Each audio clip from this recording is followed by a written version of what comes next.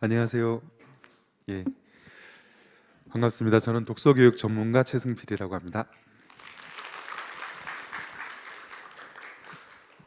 시간이 제가 한 1시간 정도 시간이 주어졌는데 길지 않은 시간이라서 강연 시작하기 전에 두 가지 이 말씀을 먼저 좀 드릴게요. 일단 오늘 제가 독서에 대해서 하는 이야기는 사실 독서에 대한 이야기이지만 이 독서의 실제 독서보다는 독서를 했을 때 생기는 아주 부가적인 부분에 대한 것이라는 걸 좀 기억해 주셨으면 좋겠습니다.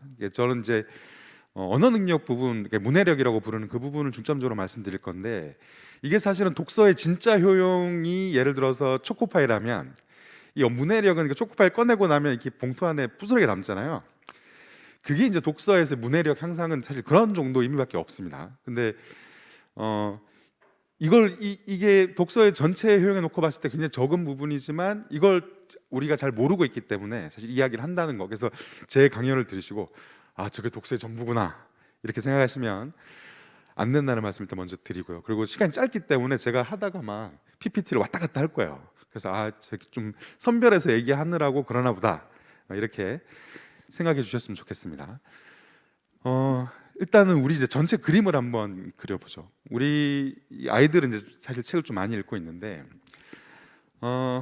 제가 이제 12년 정도 강사 생활을 했어요. 현장에서 12년 정도 강사 생활을 했는데 그 12년 동안 일관된 두 가지 흐름이 있었습니다. 하나는 뭐냐면 언어 능력이, 문해력이 계속 떨어지는 거예요. 이게 12년 동안 정말 이게 좀 어떻게 생각하시면 되냐면, 한 세대의 아이들을 놓고 보면 글을 읽고 이해하는 능력이 뛰어난 아이가 있고 중간인 아이가 있고 좀 못한 아이가 있잖아요. 당연히 이렇겠죠. 그럼 이 스펙트럼 박스가 있다고 하면 이게 해를 거듭할수록 이게 계단형으로 이렇게 떨어져 왔습니다. 우리가 이제 우리는 이제 아이들을 보면 우리 아이들이 굉장히 똑똑하게 느껴져요, 사실은. 그런데도 불구하고 문해력은 이렇게 떨어져 왔다는 거죠. 두 번째 이제 일관된 흐름은 뭐가 있었냐면 아이들의 학습량이 반대로 계속 증가해 왔습니다. 제가 예를 들어서 좀 설명을 드리면, 제가 강사 생활 처음 시작했을 때요, 처음 학원가에 들어가서 깜짝 놀랐어요. 두 가지 때문에 놀랐는데, 하나는 애들이 공부를 너무 많이 하는 거야, 공부를. 그래서 제가 무슨 생각을 했냐면, 와, 이거보다 더 시킬 수는 없다, 이런 생각을 했어요. 근데 아니더라고요. 한 2, 3년 지나고 보니까 그거보다 더 시킬 수 있더라고요. 좀 구체적으로 말씀드리면 어떤 거냐면, 제가 처음 강사 생활 시작했을 때만 해도 학부모님들 사이에서 암묵적인, 누구도 말한 적은 없지만 암묵적인 합의가 있었어요.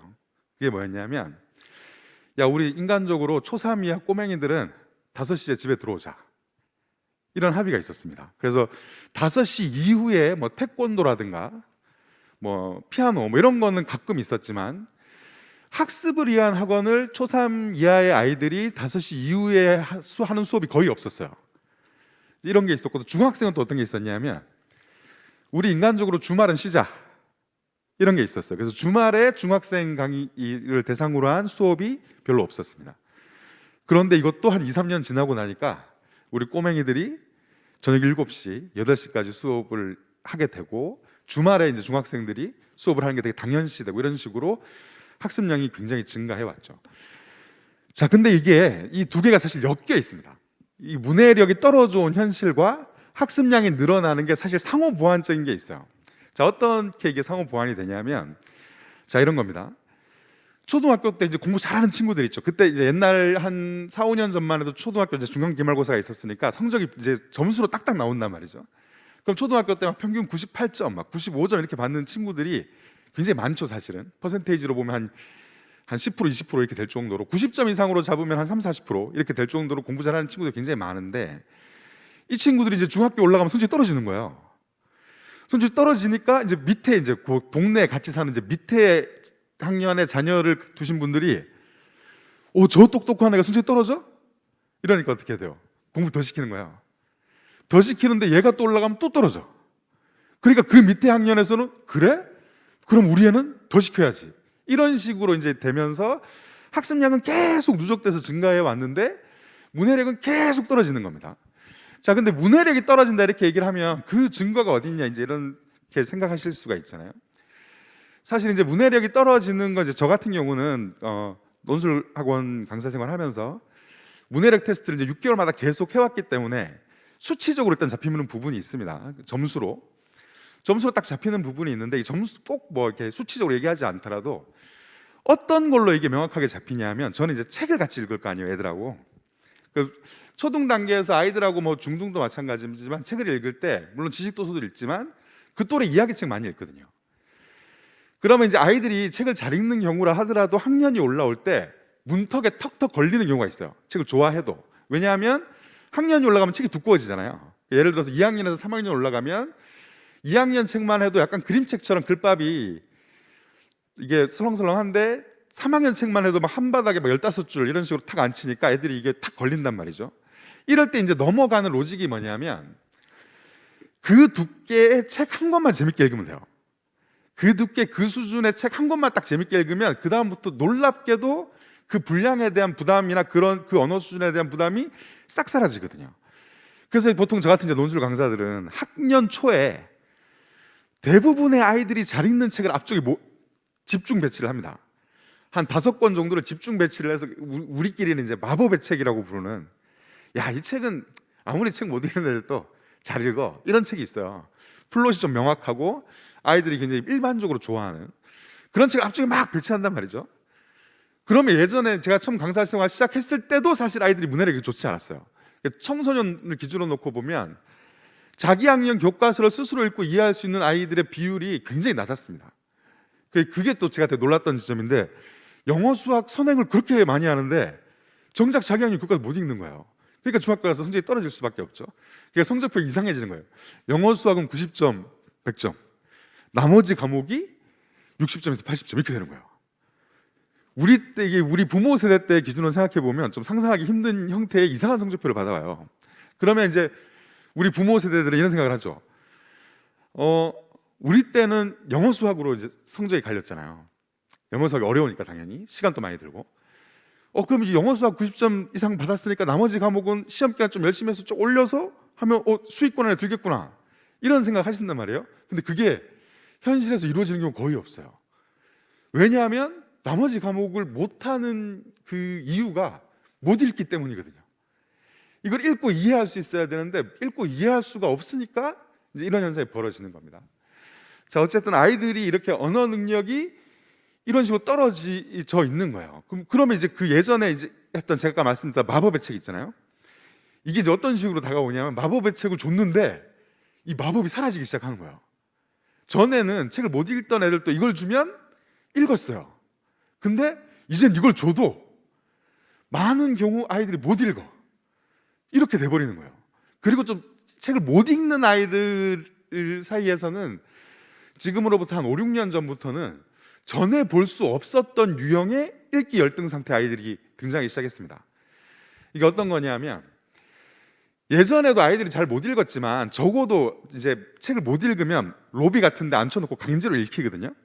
그럼 강제로 읽히면 야, 너 이거 읽고 쌤한테 얘기해줘야 돼, 이렇게 하면 억지로라도 읽잖아요. 억지로라도 읽으면 어떤 이야기책 같은 경우는 읽고 나면 그 이야기 줄거리가 안 깨진 애는 없었어요. 아무리 못 읽어도 억지로라도 앉아서 읽으면 막 세세한 걸 기억하지 못한다 하더라도 줄거리는 깰 수 있었단 말이죠. 근데 어떤 애들이 이제 제가 강사 마지막 할 때쯤에 이제 초2, 초3 요 친구들 중에 어떤 애들이 나오기 시작했냐면 앉아서 읽어, 이따 와서 물어볼 거야 하고 가서 수업을 하고 중간에 쉬는 시간에 나와서 봤는데 자기가 읽은 부분에 대해서 얘기를 하는데 줄거리가 안 깨지는 거예요. 그래서 제가 얘 놀았구나, 밖에서 안 읽고 놀았구나, 이렇게 생각했어 처음에는. 근데 제가 앉혀놓고 계속 묻는다고 애가 너무 억울해하는 거야. 저 읽었어요 선생님, 이렇게 막 억울해하는 거예요. 그래서 앉아서 얘기를 하다가 뭐 뒷덜미에서 이제 소름이 쫙 올라오는 거야. 이게 읽은 거예요. 이게 묻는다고 읽었다는 걸 어떻게 하냐면 줄거리는 모르는데 줄거리와 상관없는 그 책의 요소들 있잖아요. 여러 사실들이 있을 거 아닙니까? 그걸 알고 있는 거예요. 그래서 제가 충격을 받고 이게 뭐지? 이게 도대체 무슨 현상이? 근데 근데 그 아이가 그러면 지능에 문제가 있고 막 이런 애냐? 아니에요. 수학도 잘하고 영어도 잘하고 피아노도 잘 쳐요. 근데 제1기 안 돼. 이런 애들이 이제 등장하기 시작한 거예요. 그때 이제 제가 이제 중학생, 고등학생들은 뭐 말할 것도 없고 이런 식의 이제 언어 능력 하락이 딱 잡히니까 제가 느끼기에는 이거 좀 큰일 났는데 이런 생각이 들기 시작하는 거예요. 근데 이제 이거는 이제 제 느낌이잖아요. 제 경험이고 아마 주변에 이제 교육계 종사자들이 계시면 요즘 애들이 아는 건 많은데 이해력이 좀 떨어져 뭐 이런 식의 얘기를 좀 들어보셨을 거예요. 근데 이게 사실은 교육계에 있는 사람들의 느낌적 느낌이 아니에요. 이게 교육계 통계로 잡힙니다. 자, 언어 능력이 떨어지면 기본적으로 학업 성취도도 떨어질 수밖에 없겠죠. 자, 학습량은 계속 늘고 있어요. 그럼 학업 성취도 떨어질 수밖에 없는데 학업 성취도가 얼마나 가파르게 떨어지고 있는지를 제가 한 데이터를 보여드릴게요.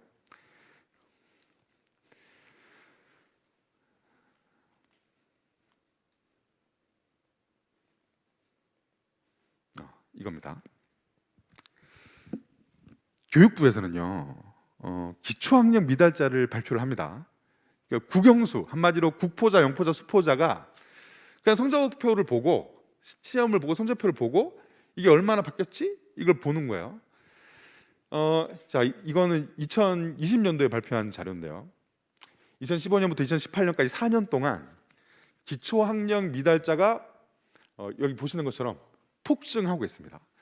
자, 그러면 여기서 제가 한 가지 여쭤볼게요. 만약에 이게 언어 능력이 떨어져서 아이들의 기초학력 미달자 비율이 이렇게 폭증하고 있는 거라면 국어, 영어, 수학 중에 어느 과목이 가장 많이 떨어졌을까요? 언어 능력 때문이라면 국어. 예, 이제 우리가 상식적으로 생각할 때 국어죠. 근데 사실은 언어 능력의 지배를 가장 많이 받는 과목은 국어가 아니에요. 수학. 아시네요. 수학입니다. 수학. 왜 그러냐면 자, 언어 능력이 뭔지를 좀 생각해 보셔야 돼요. 언어 능력이라는 건 이게 이 언어 능력을 부르는 똑같은 능력을 다르게 부를 수 있는데요. 자, 언어 능력을 교육학에서 얘기할 때 뭐라고 얘기하냐면 수학 능력이라 그래요. 학문을 수행하는 능력. 우리가 학문을 수행할 때 생각해 보시면 텍스트를 읽고 이해하는 방식으로 수행하잖아요. 그리고 이제 이제 예를 들어서 유럽 같은 경우는 입력한 이 내용을 내놓을 때도 써서 내놓죠. 그래서 이 텍스트를 읽고 이해하는 능력이 곧 수학 능력이기 때문에 실제로 수능 시험에서 헤드 역할을 하는 과목도 국어 영역이에요. 이게 무슨 얘기냐면 수능 성적이 왜 내신하고 연동이 좀 안 되는 경향이 있잖아요. 그럼 이게 내신하고 연동이 안 될 때 내신보다 수능이 높게 나오는 애들과 내신보다 수능이 낮게 나오는 애들의 특징은 굉장히 명확한데 높게 나오는 애들 어떠냐면 내신에서 국어 성적보다 수능 국어 점수가 높잖아요. 그러면 다른 과목의 수능 성적이 같이 끌려 올라가요. 이런 식으로. 그럼 내신보다 높게 나와요. 반대로 내신 국어는 굉장히 잘하는데 수능 국어 영역을 못 치잖아요. 그럼 어떤 일이 벌어지냐면 국어 영역과 함께 다른 과목 같이 끌려 내려가요. 그래서 영어가 내신 치면 1, 2등급 나오는데 수능 치면 3, 4등급 나오고 이런 식으로 되는 게 왜 그러냐면 이 수학 능력이 기본적으로 언어 능력이기 때문에 수능 시험 가만히 보시면 다 읽고 이해하는 방식으로 문제를 풀게 돼 있어요. 영어 같은 경우 그런 애들이 있거든요. 영어를 거의 네이티브 수준으로 해. 근데 수능 영어를 치면 점수가 안 나와. 이게 왜 그러냐면 수능 외국어 영역 영어 시험은 영어로 된 국어 시험이라서 그래요. 해석한다고 풀 수 있는 게 아니고 우리 국어 다 읽는데 틀리잖아요. 그거와 똑같이 읽고 이해해서 이제 푸는 문제라서 그런 겁니다. 그래서 이 언어 능력을 다른 관점으로 얘기하면 교육학적에서 수학 능력이에요. 이걸 이제 인지과학적으로 얘기하면 언어 능력이 되는 거고 인간의 역량으로 놓고 보면 사고력이 돼요. 자, 봐보세요. 아까 이제 구천장님께서 자기가 표현할 수 있는 그 언어가 곧 그 사람의 사고력이 되는 얘기 했잖아요. 정확하게 맞는 얘기인데 자, 내가 예를 들어서 초등학교 5학년이에요. 근데 나는 초3 책 정도까지는 재밌게 읽어. 근데 초5 책 못 읽어. 이게 이제 뭐냐면 자, 우리가 책을 읽을 때 머릿속에서 일어나는 현상 한번 생각해 보세요. 책을 읽을 때 머릿속에서 일어나는 현상. 예를 들어서 어떤 책을 읽을 때 머릿속에서 일어나는 현상과 그 똑같은 내용을 그냥 내가 생각할 때 머릿속에서 일어나는 현상을 생각해 보세요. 똑같죠. 다른 점은 뭐냐면 독서를 할 때는 그 생각이 책에서 나오는 거고, 내가 생각할 때는 내 안에서 나오는 거고, 이 차이밖에 없어요. 이해되세요? 이 차이밖에 없습니다. 본질적으로 같은 내용이라 하더라도 책으로 읽어야 하는 이유가 어디에 있냐면 여기에 있어요. 자, 이게 생각하고 메커니즘이 똑같기 때문에 책을 읽으면 사고력이 올라오는 게 너무 당연합니다. 근데 그걸 이제 사고력을 측정할 때 언어 능력 평가나 수능 국어 영역이나 이런 걸로 사고력을 측정하는 거예요. 그래서 예를 들어서 내가 초5인데 초3책까지를 읽는다, 이 얘기는 무슨 얘기냐면, 예를 들어서 우리가 어떤 생각을 할 때 내 생각을 자동 기술해주는 기계가 있다고 했을 때, 제가 이제 의자에 대해서 5분 동안 생각을 해요. 그럼 컴퓨터가 그걸 기술을 해. 그 텍스트를 놓고 봤을 때 그 텍스트의 언어 수준 정도 되는 책을 내가 읽을 수 있는 거예요. 이해되세요? 그러니까 내가 생각할 수 있는 정도 수준까지만 읽을 수 있어요. 자, 사고력이 낮다는 걸 생각해 보시면 제일 낮은 수준은 우리가 흔히 이제 생활 용어로 베이비 토크 수준이다, 뭐 이런 얘기 하잖아요. 베이비 토크가 뭐예요? 밥 줘, 배고파, 심심해, 이렇게 단절돼 있는 단순한 의미만 실리는 정도의 사고 수준을 베이비 토크 수준이라고 하죠. 나이를 먹으면 어떻게 돼요? 언어가 점점 조밀해지죠. 그래서 아이들도 어릴 때 뭐 잘못하고 변명할 때 보면, 어릴 때는 내가 안 그랬어, 미안해, 뭐 이렇게 하잖아요. 잘못했어, 이렇게 하잖아요. 나이를 먹으면 어떻게 해요? 변명이 길고 되게 구체적이 되죠. 조밀해지는, 사고력이 그만큼 올라왔기 때문에 변명이 길고 구체적이 되는 거예요. 자, 이런 거라서 내가 읽을 수 있는 책의 수준이라는 건 곧 나의 사고 수준이에요. 근데 봐보세요. 이 수학이라는 것은 더하기 빼기 이렇게 기호로 돼 있으니까 이게 언어라고 아무 상관이 없는 것 같지만, 이 수학은 기본적으로 연산 논리예요. 논리는 언어로밖에 설명이 안 돼요. 자, 연산 논리가 쉽다라는 건 뭐냐면, 이 더하기라는 부호를 약속한 그 설명 있잖아요. 이게 쉬운 거예요. A에 B를 더한다, 이것만 이해하면 돼요. 덧셈 같은 경우에. 근데 인수분해 정도 되면 어떻게 되겠어요? 이게 설명하는 길이 굉장히 논리적이고 예리한 설명하는 글이 한두 문단 정도 되겠죠. 인수분해 정도 되면. 미적분 정도 되면 이제 10수페이지가 되는 겁니다. 그러면 이 미적분을 설명하는 이 논리적이고 예리한 글을 내가 이해하지 못하면 수학을 못하는 거야.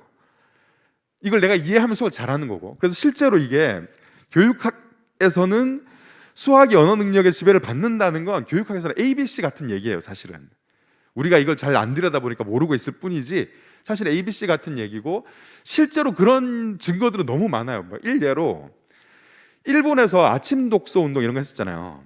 그때 그게 사실 성적 때문에 한 게 아닌데 1년이 지났더니 그 학교 애들 성적이 막 올라. 근데 그때 가장 많이 올랐던 과목이 뭐였냐면 수학이었어요. 왜냐하면 수학이 이런 특징 때문에. 자, 그러면 국어는 당연히 언어 능력의 지배를 받겠죠. 그러면 가장 적게 받는 과목은 영어예요. 자, 영어는 사고력하고는 아무 상관이 없어요. 영어를 잘하기 위해서는 뭐가 필요하냐면 성실성이 필요하죠. 많이 접하고 많이 외워야 돼요. 그래서 언어 능력이 떨어지고 학습량은 늘고 있고 언어 능력이 떨어지는 이 상황에서 당연히 가장 많은 기초학력 미달자가 배출된 과목은 수학이에요. 수학은 2015년부터 2018년까지 2.1배 가량 늘었습니다. 국어가 1.8배 늘었고요. 영어가 1.2배 늘었어요. 영어 학습량이 늘었는데 왜 영어도 느냐? 왜냐하면 영어가 언어 능력의 지배를 받지 않지만 모든 학습은 기본적으로 언어 능력에 영향을 받아요. 더 많이 받냐? 더 적게 받냐의 차이일 뿐이죠. 이건 당연하죠. 예를 들어서 초등학교 2학년, 평균적인 초등학교 2학년 학생이 수행할 수 있는 학습과 평균적인 고등학교 2학년이 수행할 수 있는 학습의 그 양이 다르잖아요. 그렇기 때문에 생기는 현상이에요. 근데 학습 양으로 지금 받치고 있는 겁니다. 지금 상황이 어떠냐면 언어 능력은 계속 떨어지고 있는데 학습 양으로 이걸 받치고 있어요. 근데 이게 지금 얼마나 무섭냐면 이 표를 보시면 기본적으로요. 상식적으로 생각했을 때 중학교 수포자가 많아야 돼요? 고등학교 수포자가 많아야 돼요? 당연히 고등학교 수포자가 많아야죠. 고등학교 수학이 더 어렵고, 기본적으로 이 학습 포기자라는 건 전 단계의 학습 포기자가 그 다음 단계에 쌓여서 누적돼서 생겨나기 때문에 당연히 중학교보다 고등학생이 많아야 돼요. 근데 보시면 2018년도 통계 보시면 저 위에 11.1% 있잖아요. 저게 중학생이에요. 밑에 10.4% 있죠? 저게 고등학생이에요. 역전돼 버렸죠. 이게 제가 아까 말씀드렸던 계단형으로 떨어지고 있다 이런 말씀드렸잖아요. 이건 지금 제가 저같이 이제 언어 능력 평가 막 해보고 책 같이 읽어보고 하면 피부로 확확 느껴지는 거거든요. 근데 요 통계에 잡히는 고등학생이 계단형으로 떨어지면 이렇게 그래프가 이런 식이 될 거 아닙니까? 이 연령대별 그래프가 이렇게 되면 고등학생은 3년 선배잖아요. 위치가 여긴 거예요. 중학생은 3년 후배죠. 위치가 여긴 거예요. 그러니까 떨어지는 거예요. 근데 이게 지금 여기서 멈출 거냐? 아니에요. 지금 제가 이제 제 체감으로는 지금 중학교 1학년이 고3이 됐을 때 이 증가폭과 문해력의 하락폭은 멈추게 되지 않을까라고 저는 혼자 추측하고 있어요. 왜 그렇게 추측하냐 하면 사실 이 언어 능력이 떨어지는 문제가 우리나라만의 문제가 아니에요. 전 세계적인 문제거든요. 전 세계적인 문제인데 다른 점은 우리가 좀 더 심하게 겪고 있어요. 이거를 왜 전 세계적으로 이렇게 언어 능력이 떨어지고 있을까요? 유럽도 난리예요 지금. 독서 기반 교육을 잘한다는 유럽도 난리고 미국, 일본 말할 거 없이 다들 큰일 났다 큰일 났다 이러고 있는데 이게 왜 떨어지고 있냐면 스마트폰 때문이에요. 이거는 인지과학자들도 그렇고 교육학자들도 그렇고 연구를 하지 않아요. 이거에 대해서 연구를 하지 않는데 다들 그냥 스마트폰 때문이지 이렇게 그냥 생각하고 있습니다. 왜냐하면 떨어지는 시점과 스마트폰이 광범위하게 보급된 시점이 이건 뭐 빼박을 수 없을 정도로 딱 맞물려 있어서 이런 거예요. 근데 자, 그럼 우리는 왜 그럼 더 심하게 겪냐? 우리가 스마트폰 보급률이 제일 높으니까요. 단순한 거죠. 중학교 교실 고등학교 교실 들어가 보세요. 스마트폰 있는 아이가 없는 아이가 찾기 힘들어요. 현실적으로. 실제로 이제 학원 같은 데 있어 보면 아이들이 틈틈이 뭐 합니까? 스마트폰을 하죠. 자, 이게 이제 어떤 형태로 또 드러나냐면 남녀 간의 격차를 벌리는 형태로 또 이 기능하고 있습니다. 지금 이제 남녀 간의 학습 격차가 굉장히 심해진 거 아세요? 이제 교육 쪽에서는 종이 달라졌다 이런 얘기를 해요. 이제 여중생들이 여고를 안 갈라 그래요. 여고도 다 거의 없어지기도 했지만 왜 여고를 안 가려고 하냐면 밑에 깔아줄 남학생들이 없어서 평균 성적이 아예 달라졌어요. 근데 이거에 대해서 교육학자들이 어떻게 분석을 하냐면 남학생들의 학습 태도가 좋지 않아서. 근데 우리 종은 유사 이래로 여학생들보다 학습 태도가 좋았던 적이 없었어요. 우리는 초등학교 때 늘 책상 위를 날아다니는 그런 종족이거든요. 근데 예전에는 이제 어떤 게 있었냐면 남학생들 또 장점이 있어요. 어떤 장점이 있냐면 목표가 한번 생기면 굉장히 저돌적으로 밀어붙여요. 그래서 초등학교 때 격차가 벌어져 있다가 중학교 사춘기를 지나면서 애가 목적의식을 장착하면 여학생들의 그 섬세함으로는 좀 하기 힘든 단순 무식하고 저돌적인 공부 모드로 돌변하여 이 격차를 팍 따라잡아서 비로소 같은 종이 되는 건데 팍 따라잡는 이게 없어졌어. 왜? 이걸 팍 따라잡으려면 혼자 막 좀 심심하기도 하고 생각도 하고 좀 이래서 자기 인생에 대해서 좀 생각하고 이래야 되는데 애들이 다 이걸 하고 있어. 게임을 하고 있고. 물론 이제 다 이렇다는 건 아닙니다만 이런 게 남학생들이 스마트폰 중독 현상이 좀 더 심하다 보니까 이 격차가 더 벌어지게 된 거죠. 자, 이런 형태로 나타나고 있는 겁니다. 그러면 이제 아이들의 언어 능력이 이렇게 떨어져서 기본적으로 아이들이 어느 정도의 수준인지를 잠깐 말씀드릴게요. 요 표는 제가 이제 뭐 대단한 표가 아니고요. 교과서의 언어 수준은 그냥 도식화해서 그냥 그려놓은 표예요. 초등 1학년 교과서 쉽고 초등 6학년 교과서 어렵고 이렇게 올라가잖아요. 그걸 이렇게 도식화해 놓은 표입니다. 그럼 기본적으로 공부를 하려면 당연히 적어도 교과서를 읽고 이해할 수 있어야 되잖아요. 내가 중1이면 언어 능력이 중1 교과서를 읽고 이해할 수 있는 수준은 돼야 돼요. 당연하죠. 근데 지금 이게 어떤 상태냐? 저는 사실 12년 동안 해왔기 때문에 이거에 대한 물론 이제 특정 지역입니다만 우리는 다 같은 방식으로 교육을 하니까 다 비슷하겠지 이렇게 생각하고 얘기를 드리면 저는 짐작을 하고 있어요. 왜냐하면 12년 동안 언어 능력 평가를 제가 이제 쓴 언어 능력 평가가 뭐 대단한 게 아니고요. 수능 국어 영역을 다운그레이드 시켜서 초5부터 중학생들도 볼 수 있게 이렇게 만든 편까지예요. 근데 이거를 계속 하다 보니까 어떤 게 생기냐면 추구기가 왜 추구기 자체가 대단한 과학이 아니잖아요. 추구기의 통계 자료가 과학이죠. 그런 것처럼 이것도 계속 하다 보니까 이 점수가 나오면 몇 학년 교과서를 읽고 이해할 수 있구나. 이 점수가 나오면 청소년 소설 못 읽네? 이런 게 이제 쌓이는 거예요. 자, 그걸 토대로 말씀을 드리면 또 실제로 이것도 해봤어요. 전국 단위로 모아서도 해봤습니다. 다음을 통해 그 포털사이트 다음을 통해서 300여 명을 표집해서 또 해보기도 하고 했는데 결과 다 똑같아요. 우리나라 초등 5, 6학년의 평균 언어 능력 몇 학년 수준이냐면 초등 4, 5학년 수준이라고 생각하면 돼요. 여기서 4, 5학년 수준이라는 건 4학년, 5학년 교과서를 읽고 이해할 수 있는 수준 이렇게 생각하시면 됩니다. 그럼 중학생의 평균 언어 능력이 몇 학년 수준이냐면 초등 5, 6학년 수준이에요. 고등학생의 평균 언어 능력은 초6, 중1 정도 수준이라고 보시면 돼요. 그러니까 언어 능력이 이렇게 그러니까 아이들이 자, 교육학적으로 보면 핀란드 같은 나라의 기준으로 놓고 보면 초등 1학년 공부를 어려워하는 것만큼 고등 3학년 공부를 어려워해야 돼요. 핀란드의 기준으로 보면.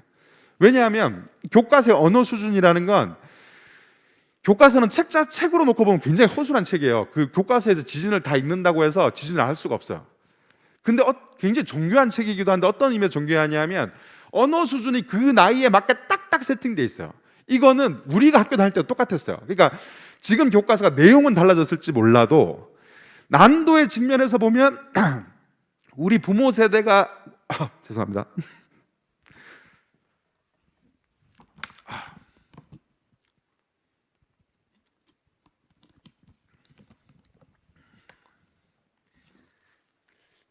마스크를 쓰고 해서 그런가요? 보기만. 난도의 측면에서 보면 똑같아요. 중학교 교과서를 봐보시면 저는 중학교 교과서 보고 깜짝 놀랐어요. 처음 강사 생활했을 때. 왜냐하면 공부 너무 잘했던 애들인데 영어 수학 초등학교 때 막 중3까지 막 선행하고 이랬던 애들인데 중학교에서 떨어지는 거예요. 그래서 저는 교과서가 막 엄청 어려워진 줄 알았어요. 근데 교과서를 학원에 가면 왜 그 인근 지역 교과서가 다 있거든요. 그걸 꺼내가지고 봤는데 그게 교과서야. 읽으면 술술 이해되는 너무 쉬운 교과서야. 그래서 애들한테 읽혀봤더니 그 영어 수학을 선행하고 그 똑똑한 애들이 이걸 읽고 설명을 못해. 이런 거예요. 자 이렇게 떨어지는 거. 그러니까 우리는 이제 어떻게 되냐면 공부를 자꾸 많이 시키다 보니까 초등학교 1학년 공부는 공부도 아니야. 애들이. 근데 고등학교 공부는 이건 노벨상 따는 것보다 더 힘들어. 이렇게 이제 격차가 벌어지는 거예요. 왜냐하면 언어 능력은 그대로 놔두고 학습량을 막 때려 넣어서 이게 이제 뭐냐면 학년 이렇게 생각하시면 돼요. 저기를 한 1990년대로 보고 해가 지나면 인터넷 환경이 바뀌잖아요. 그럼 컴퓨터를 업그레이드를 해줘야지. 그래야 돌아가잖아 컴퓨터가. 근데 우리는 컴퓨터 업그레이드는 안 하고 여기다 계속 프로그램만 깔고 있는 거야. 프로그램만 계속 까니까 고등학생이 되면 어떻게 돼? 컴퓨터가 부팅하다가 중간에 꺼져버려. 이런 상황이 되는 거예요. 근데 여기에 이제 어떤 게 물려 있냐면 스마트폰도 스마트폰이지만 사교육 강도가 너무 강한 것도 여기에 이제 연동이 돼요. 왜냐하면 사교육은 기본적으로 교과의 내용을 설명해 주는 서비스예요. 이걸 초등 단계에서 많이 받잖아요. 그럼 어떻게 되냐면 공부가 교과서를 읽고 이해하는 게 아니고요, 듣고 이해하는 게 돼버려요. 그래서 아이들이 제가 우리 제가 처음 강사생활 중학생 애들한테 배우지 않은 과학 교과서 뒷부분을 한 4페이지 복사해서 읽고 나한테 설명해줘 그랬더니 애들이 다 같이 다 한다는 얘기가 뭐냐면 안 배웠다는 거야. 아니 안 배워도 읽고 설명해 줄 수 있잖아. 근데 뭐냐면 이 아이들의 기본 마인드 세팅이 공부는 설명을 듣는 건 거예요. 이러니까 학년이 올라가도 공부를 하기가 힘든 거죠. 근데 우리 부모 세대는 그러면 왜 공부를 할 수 있었냐? 우리는 그 정도는 아니었어요, 솔직히. 교과서 공부 못해도 교과서는 읽으면 이해는 할 수 있을 정도였는데 이게 무슨 차이냐면 초등 1학년 우리 때는 뭐가 없었냐면 전과목 보습 학원이 없었어요. 이 차이예요, 이 차이. 스마트폰도 중요한 요소지만 전과목 보습 학원이 없다 보니 초등학교 때 공부 잘하는 애들 어떤 애들이었냐면 지교과서 지가 잘 읽는 애들 공부 잘했어요. 초등 1학년 때 뭐예요? 받아쓰기 잘하면 공부 잘하는 거고, 초2 돼서 지교과서 지가 잘 읽으면 공부 잘하는 거예요.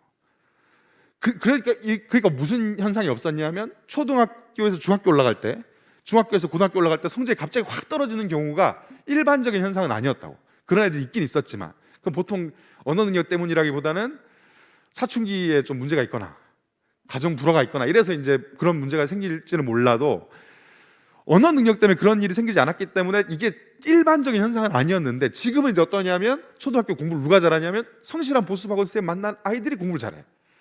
왜 동네마다 있잖아요. 그 선생님한테 아이 보내면 성적 무조건 오른다, 이런 보수학원 쌤들 있잖아요. 그래서 설명을 듣고 공부를 했는데 계속 이 교과서 누가 읽냐면 선생님이 읽는 거야. 선생님이 읽고 아이한테 가르쳐줘. 근데 중학생만 돼도 이미 이걸 설명할 수가 없어요. 왜냐하면 양이 너무 많아지니까. 그러니까 과목별로 학원이 쪼개지고 사회나 과학 같은 과목은 버리게 되고, 그러니까 성적표가 어떻게 돼요? 영어 수학은 90점 이상인데 나머지 과목은 깔려버리는 희한한 성적표를 받게 되는 거예요. 자, 그러면 이 문제를 어떻게 해결할 거냐?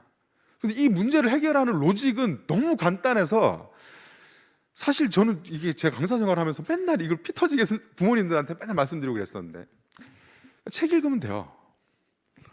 책을 읽으면 이게 이 한권에 오시는 부모님들 그런 얘기 많이 하세요.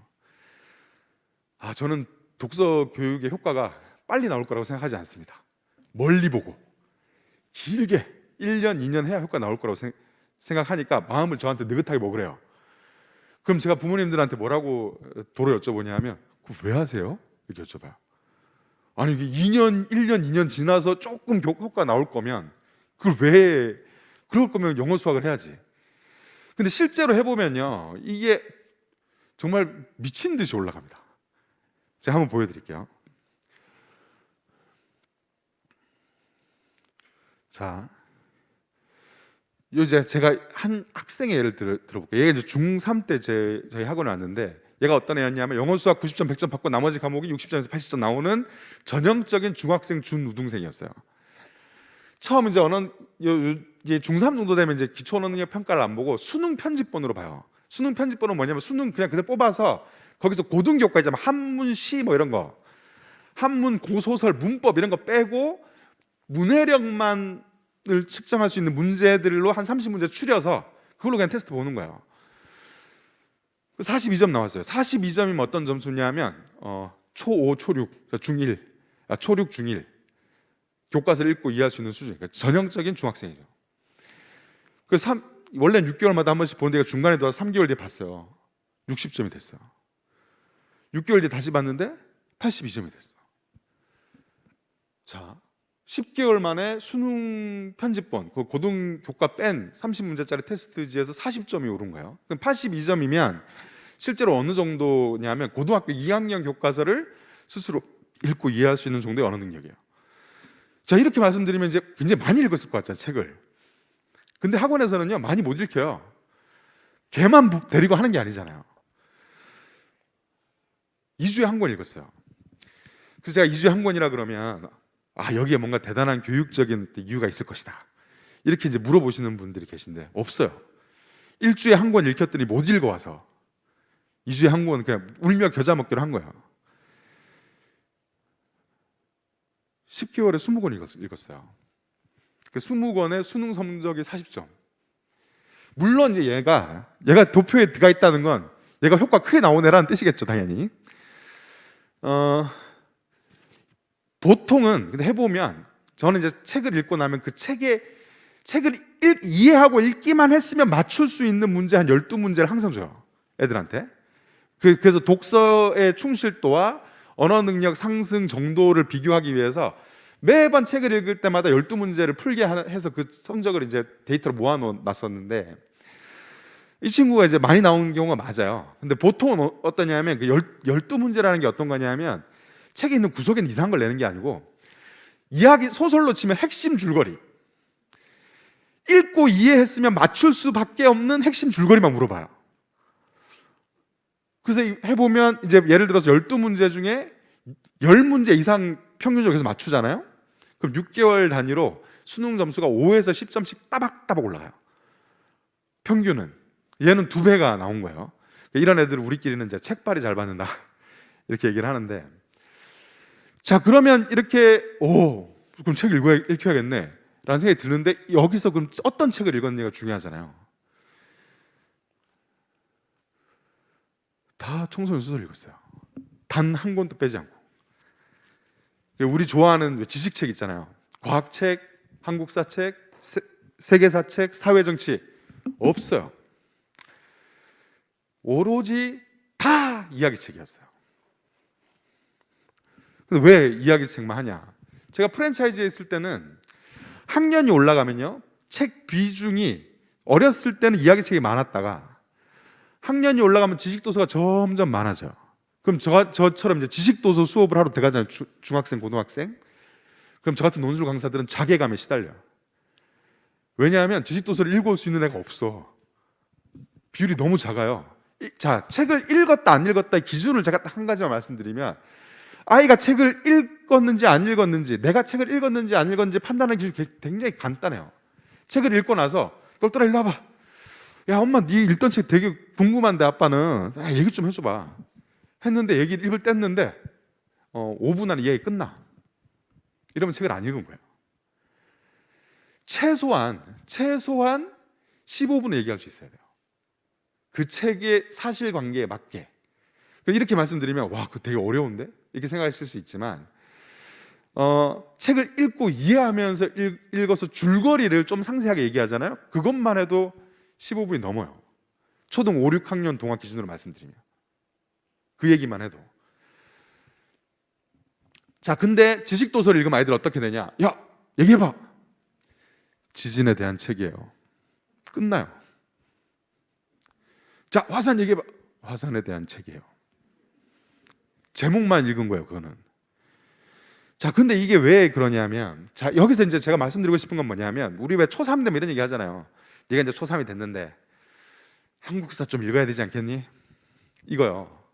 이게 이제 뭐냐면, 자, 슬슬 우리 아이가 이제 책을 못 읽게 한번 만들어 볼까? 이게 부모님 의도와 상관없이 이거예요, 이거. 책을, 이런 거 있잖아요. 그리고 초등 1학년 들어가면 우리 뭐 권장도서 막 추천도서 이런 거 갖다 주잖아요. 그것도 마찬가지예요. 이제 슬슬 태클을 한번 들어가 볼까? 이런 거예요. 왜 그러냐면, 자, 독서는 기본적으로 2가지 엔진, 2바퀴로 가는 자전거예요. 이 2바퀴 중에 한 바퀴에 문제가 생기면 독서는 안 돼요. 불가능하다고. 첫 번째가 뭐냐면 언어 능력이에요. 예를 들어서 내가 초3 정도 책을 읽을 수 있어요. 그래서 초5 책을 줘. 그러면 책을 못 읽어요. 우리는 흔히 이제 어려운 책을 읽으면 독서 능력이 올라온다고 생각하는 이상한 그 선입견이 있어요. 우리 사회 전체에. 근데 사실은 어려운 책을 읽잖아요. 그럼 제가 독서 교육 현장에서 해보면 어려운 책을 읽으면 어떻게 되냐면 독서를 안 한 거예요, 그건. 반대예요. 그러니까 어려운 책을 읽어서 효과 나오는 게 아니고요. 독서 효과는 어떨 때 나오냐면 읽고 이해했을 때 나와요. 오히려요, 좀 쉬운 책이 나요. 오히려 내 언어 능력보다 살짝 낮은 책이 오히려 효과가 좋아요. 따박따박 올라요. 따박따박 오르는데 여기서 이제 형태를 바꾼다. 그러니까 지식도서는 왜 어렵냐? 이 책은 형태별 난도가 있습니다. 기본적으로 가장 쉬운 책이 뭐냐면 에세이예요. 왜냐하면 에세이는 일기예요. 일종의 생활사고의 형태로 쓰여져 있어요. 논리적 가공이 별로 안 돼 있어요. 그래서 우리가 에세이를 읽으면 되게 편하게 읽을 수 있어요. 그래서 이 우리나라 베스트셀러 상위 목록을 보면 우리나라 성인의 언어 능력을 알 수 있거든요. 에세이와 자기계발서 이렇게 많네? 많이 떨어졌구나. 이렇게. 그 에세이 다음 단계로 진입장벽이 낮은 책이 소설이나 동화 같은 이야기책이에요. 제가 아까 읽고 나서 15분 정도 떠들 수 있으면 독서를 한 거라 그랬잖아요. 그걸 하기가 제일 좋아요. 다시 말해서 독서라는 현상을 경험하기가 제일 좋아요. 그럼 자, 근데 요거보다 좀 높은 게 지식도서예요. 왜 그럼 이게 쉽고 지식도 어렵냐면, 이야기책은 기승전결의 줄거리가 있잖아요. 이게 약간 어떤 구조로 되어 있냐면 워터 슬라이드 형태로 되어 있어요. 우리 워터 슬라이드 탈 때 중간에 못 멈추잖아요. 기승전결에서 기까지만 가면 승전결은 그냥 가게 돼 있어요. 이게 이제 플롯의 기본적 속성인데, 그걸 갖고 있기 때문에 우리가 왜 이야기책 읽을 때 기억해야지 하면서 옆에 막 물론 이제 무슨 스키, 러시아 소설 있잖아요. 무슨 스키가 막 한 30명 40명 나오고 이러면 이름은 적어야죠. 막 헷갈리니까. 그런 경우가 아니면 책을 읽을 때 우리가 막 이야기책 읽으면서 막 이걸 기억해야지 막 안 이러잖아요. 이게 이제 이런 특성 때문이에요. 근데 지식도서는 어떻게 돼 있냐면 인과관계의 논리 전개를 해요. 결과를 보여주고 그 결과를 분석해주고 또 결과를 보여주고 분석해주고, 이거가 쫙 이 작은 인과관계를 모아서 중간 크기의 인과관계를 만들어요. 중간 크기의 인과관계를 모아서 거대한 인과관계를 만들어요. 자, 이렇게 되는데 독서는 기본적으로 모래시계에 모래가 쌓이는 거예요. 읽고 난 부분을 이해한 채로 지금 읽는 부분을 읽어야 돼요. 근데 우리 책 읽다 보면 그럴 때 있잖아요. 난 누구고 여긴 어딘가. 이게 뭐예요? 전에 읽었던 모래가 다 쓸려 내려갔을 때 이런 현상을 겪는 거거든요. 그럼 어떻게 해야 되냐면 모래가 어디까지 쌓였는지 확인해서 다시 돌아가야 돼. 그 뒤로는 내 책 읽어봐야 그건 독서가 아니에요. 다시 돌아가야 된단 말이죠. 근데 이 지식도서를 읽으면 우리가 이제 인과관계 사고는 사실 사고법에서는 가장 스탠다드하고 기본적인 사고법이에요. 근데 우리는 주입식 교육을 받았잖아. 이 인과관계 사고가 익숙하지가 않아요. 그래서 어떤 일이 벌어지냐면 읽으면 인과관계 처음 작은 인과관계 나오면 오 그래 두 번째, 세 번째, 네 번째 나오잖아요. 그럼 앞에 두 개 날라가. 그래서 항상 현재만 있어. 이 얘기를 하고 있는데 이걸 무슨 맥락에서 하고 있는 거지? 이렇게 돼버려요. 이러니까 이제 읽기가 힘들어요. 자, 그보다 높은 게 이제 철학인데요. 철학은 빼자고요. 뭐 철학까지 갈 일은 아니잖아요. 자, 그래서 독서 교육에서는 소설과 소설 동화와 지식 도서 이 두 개만 보시면 되는데, 일단 이 두 개에 대해서 좀 오해를 하고 계신 게 있어요. 우리는 좀 어떻게 생각하냐면 이야기 책을 읽으면 학교 공부에 도움이 안 되고 지식 도서를 읽으면 도움이 될 거라고 생각하잖아요. 사실은 반대예요. 왜 반대냐면 우리 지식 도서 읽으면 학교 공부에 도움이 될 거라고 생각하는 이유는 뭐냐면 그걸 읽고 교과 연계, 이걸 읽고 이 지식을 얘가 기억해가지고 교과서를 볼 때 이걸 쓰길 바라시는 거잖아요. 근데 우리 아이들의 뇌는요, 어릴수록 하드디스크가 아니고 램이에요. 그걸 설사 좋아해서 읽는다 하더라도 읽을 때는 기억해요. 작업 기억으로. 일주일만 지나잖아요. 대부분 다 사라지고 핵심 키워드 몇 개만 남아요. 그래서 결과적으로 도움이 안 돼요. 지식 자체는. 그러니까 독서 교육에서 가장 범하지 말아야 될 실수가 뭐냐면 지식을 주입하겠다는 생각을 내려놓으셔야 돼요. 그 주입해봐야 바로 다 세요. 지식이 아니에요. 그리고 이제 이런 특성이 있어요. 지식은요, 기본적으로 학습 만화나 제가 어린이 청소년 지식도서 작가예요. 제가 무슨 상 받았다고 얘기했죠. 그게 어린이 청소년 지식도서 써서 상 받은 거예요. 업자가 얘기하는 거니까 믿으셔도 돼요. 이 지식도서는 기본적으로 지식이라는 건 써보면요, 아무리 단순한 지식도요, 인과관계에 맞게 오해가 없을 정도로 인과관계를 다 서술해서 독자한테 전달하려면 텍스트량이 어마어마하게 필요해요. 지진 하나를 전달하려고 해도 기본만 전달해도요, 오해가 생기지 않게 하려면 최소 500페이지 이상이 필요해요. 왜냐하면 이 인과관계 고리가, 지식이라는 건 지진만 갖고 얘기할 수가 없어요. 지진을 얘기하려면 행성의 생성 원리 얘기해야 돼. 그래야 이해할 수가 있으니까. 그럼 행성의 생성 원리 왜 그렇게 생성되는지 또 얘기를 해야 돼. 이렇게 인과관계를 다 치고 들어가서 한 지식을 설명하게 되면 500페이지라고. 그러니까 기본적으로 지식은 아이들이 읽을 수 있는 책이 아니에요. 기본적으로. 그러면 우리 애가 읽는 책은 뭐야? 그건 뭐냐면 제대로 된 인과관계의 지식을 전달하는 게 아니고, 지식을 이해하는 게 아니고요, 노출 효과예요. 예를 들어서 갯벌에 대한 책을 읽는다고 해보죠. 갯벌에 대한 책을 읽으면 어린이 책 가만히 봐보세요. 갯벌에는 이러저러 이러한 종류가 있어요. 1장. 2장에는 갯벌에는 이러저러 이러한 생물이 살아요. 3장 가면 갯벌은 이러저러 이러한 기능을 해요. 이게 인과관계입니까? 아니에요. 가만히 봐보시면 그냥 갯벌이라는 주제를 놓고 어떤 기준을 놓고 모아놓은 거예요. 그냥 지식이 아니죠. 정보를 모아놓은 거예요. 갯벌에 이런 게 있다, 갯벌에 이런 거 산다, 갯벌에 이런 기능을 한다? 이거 지식이 아니에요. 정보예요, 정보. 그래서 이 어린이 청소년 단계, 그러니까 보통 지식 도서를 읽을 수 있는 최저 연령선을 언제로 보냐면 독서 교육에서는 중2로 봐요. 중2. 중2가 돼야 비로소 제대로 된 인과관계로 된 지식 도서를 읽을 수 있다. 그래서 실제로 옛날에 개천의 용들 보면 지식 도서를 탐독했던 시기가 있는데 그 대부분 희한하게 중2, 중3이에요. 그럴 수밖에 없거든요, 사실. 그 전에는 감당이 안 돼, 이게. 아무리 똘똘한 아이도. 자, 이런 겁니다. 근데 이야기책을 읽으면 어떻게 되냐면 300페이지짜리 이야기책을 읽잖아요. 그게 하나의 사고 과정으로, 이게 쉽게 얘기하면 3시간 동안 생각을 한 거예요, 그냥. 자, 책을 읽는다는 거, 제가 책의 독서의 메커니즘을 설명드렸지만 3시간 한 가지 주제로 작가가 아주 예리한 논리 구조로 짜놓은, 언어 논리로 짜놓은, 구축해놓은 이 집을 3시간 동안 독자의 머리로 생각한 거예요. 이 길이가 굉장히 중요해요. 이 길이가.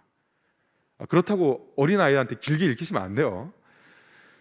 이게 독서의 기본 원리라고요. 그래서 기본적으로 학습에 훨씬 더, 실제로 지식도서 많이 읽었던 친구들 있잖아요.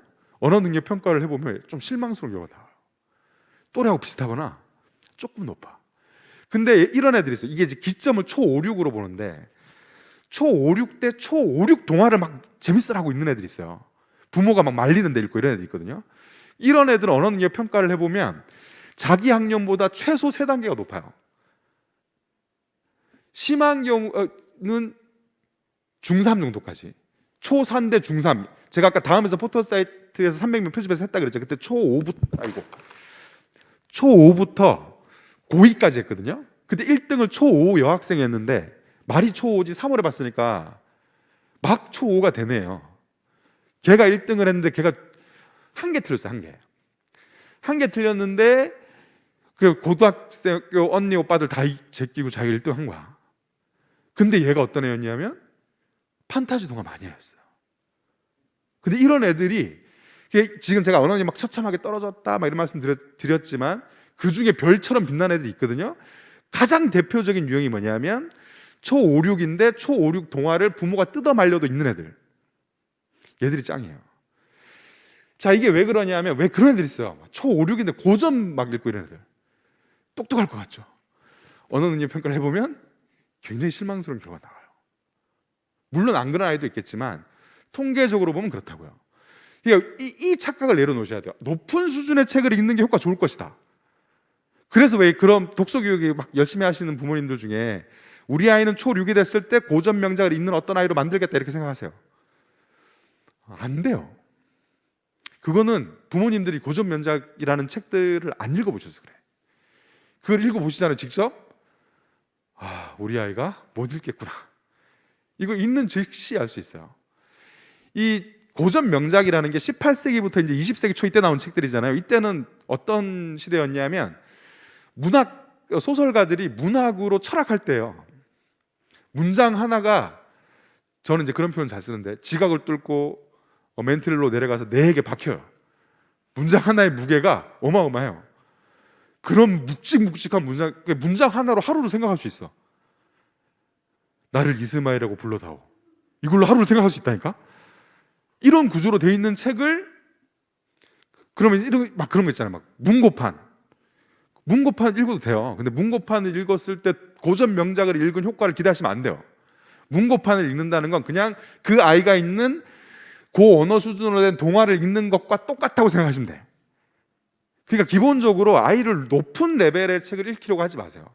뭐에 중점을 두셔야 되냐면 아이가 재밌게 읽을 수 있는 책을 읽게 하셔야 돼요. 그리고 그래서 책 선택권을 누구한테 줘야 되냐면 애한테 주셔야 돼요. 이게 자꾸 내가 좋은 책을 갖다 주려고 하잖아요, 우리는. 근데 여기서 핵심은 뭐냐면 좋은 책이 없다는 게 핵심이에요. 객관적으로 좋은 책 같은 건 없어요. 예를 들어서 저한테 물어보세요. 선생님 무슨 책 읽으세요? 저한테 물어보세요.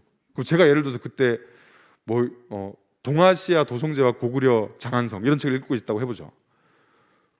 저는 그냥 그게 재밌어서 읽는 건데, 그게 좋은 그 책을 저는 읽고 되게 옛날에 도성제가 이랬어, 주작대로 이런 거였어, 막 이렇게 재밌어라 하고 읽지만, 이게 흥미가 없는 사람이 읽으면 이건 그냥 라면 냄비 받침이에요.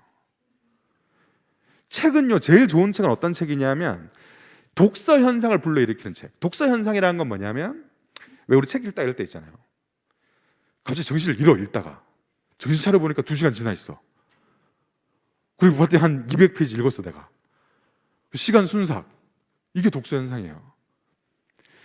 이게 독서는요, 재미와 효과가 밀착돼 있다는 데에, 이게 동전의 양면이라는 데 함정이 있어요. 좋은 책이 있는 게 아니고요, 예를 들어 아이가 공포 동화를 읽잖아요. 근데 시간 순삭으로 읽어. 그게 제일 좋은 책이, 걔한테는. 그걸 뺏고 딴 책을 주잖아요. 독서 효용감이 팍 떨어져요. 애가 공룡책에 미쳐 있잖아요. 그 공룡책이 그 아이를 가장 크게 성장시켜요. 공룡책을 뺏고 야, 한국사도 읽어야지 주는 순간 독서 강도가 팍 떨어져요. 그러니까 제가 이제 시간이 다 됐으니까 제가 드리고 싶은 가장 핵심 중에 하나는 뭐냐면, 독서를요, 이게 독서를 하면 문해력이 올라와요, 실제로. 그 이게 공부에 엄청 도움이 돼. 실제로 도움이 되는 정도가 아니라 엔진이에요, 엔진. 읽고 이해 못하는 거예요. 엔진인데 문제는 뭐냐면, 이걸 끌어올리려면 재밌어야 돼. 재밌어야 된다니까요. 근데 우리 아이들, 이제 이게 유교 문화권이라서 그런지 우리는 우리 아이들이 좀 즐겁고 재밌게 하면 무슨 생각이 드냐면, 저게 또 놀고 있네 저거. 이게 독서 교육에 성공하시는 학부모님들 똑같아요. 제가 아까 1등한 그 친구 있잖아요, 초5짜리 여학생. 그거 테스트 하기 전에 다 통화를 했거든요. 그 어머니께서 저한테 무슨 얘기를 하셨냐면, 제가 그동안 참았어요. 이게 첫 마디였어요. 참으셨대. 왜요? 왜 참으셨어요? 그랬더니 초3 때부터 얘기하셨대요. 똘똘아, 여자니까 똘똘이 아니죠. 우리 이제 딸내마, 우리 이제 언제까지 네가 빗자루를 타고 날아다닐래? 네가 이제 초3이 되고 너의 지적 호기심을 따라서 한국사 책도 읽고 세계사 책도 읽고 과학책도 읽어야지. 그 쓸데없이 빗자루 타고 계속 날고 그러면 안 된다. 그러니까 우리 아이들은 또 대답은 잘하잖아요. 알았어 엄마. 그리고 또 빗자루 타고 날아다녀. 그래서 초3 때는 참아주셨는데 초4 때도 참았는데 계속 하니까 이제 어머니의 게이지가 이제 계속 올라오는 거예요. 그 초4 겨울방학 시작하기 전에 아이를 앉혀놓고 얘기하신 거예요. 이젠 진짜 좀 이렇게 해서 판타지 동화 금지령을 내리신 거예요. 하지만 얘는 불굴의 의지를 갖고 또 판타지 동화를 읽었어요. 이게 되게 슬픈 일인데, 우리나라는요, 영유아 초등 단계에서 뛰어난 어린 독서가 되게 많아요. 그 세대 때 아이들을 보잖아요. 그럼 저 같은 사람 막 희망에 부풀어. 얘들이 요대로만 자라주면, 야, 우리나라의 이 독서 문화와 문해력의 수준과 인재 수준이 급격히 올라오겠구나. 근데 초3을 기점으로 애들이 다 사라져. 이 어리고 초롱초롱했던 독서가들이 다 사라져요. 근데 이 사라지는 메커니즘이 물론 공부가 가장 크죠.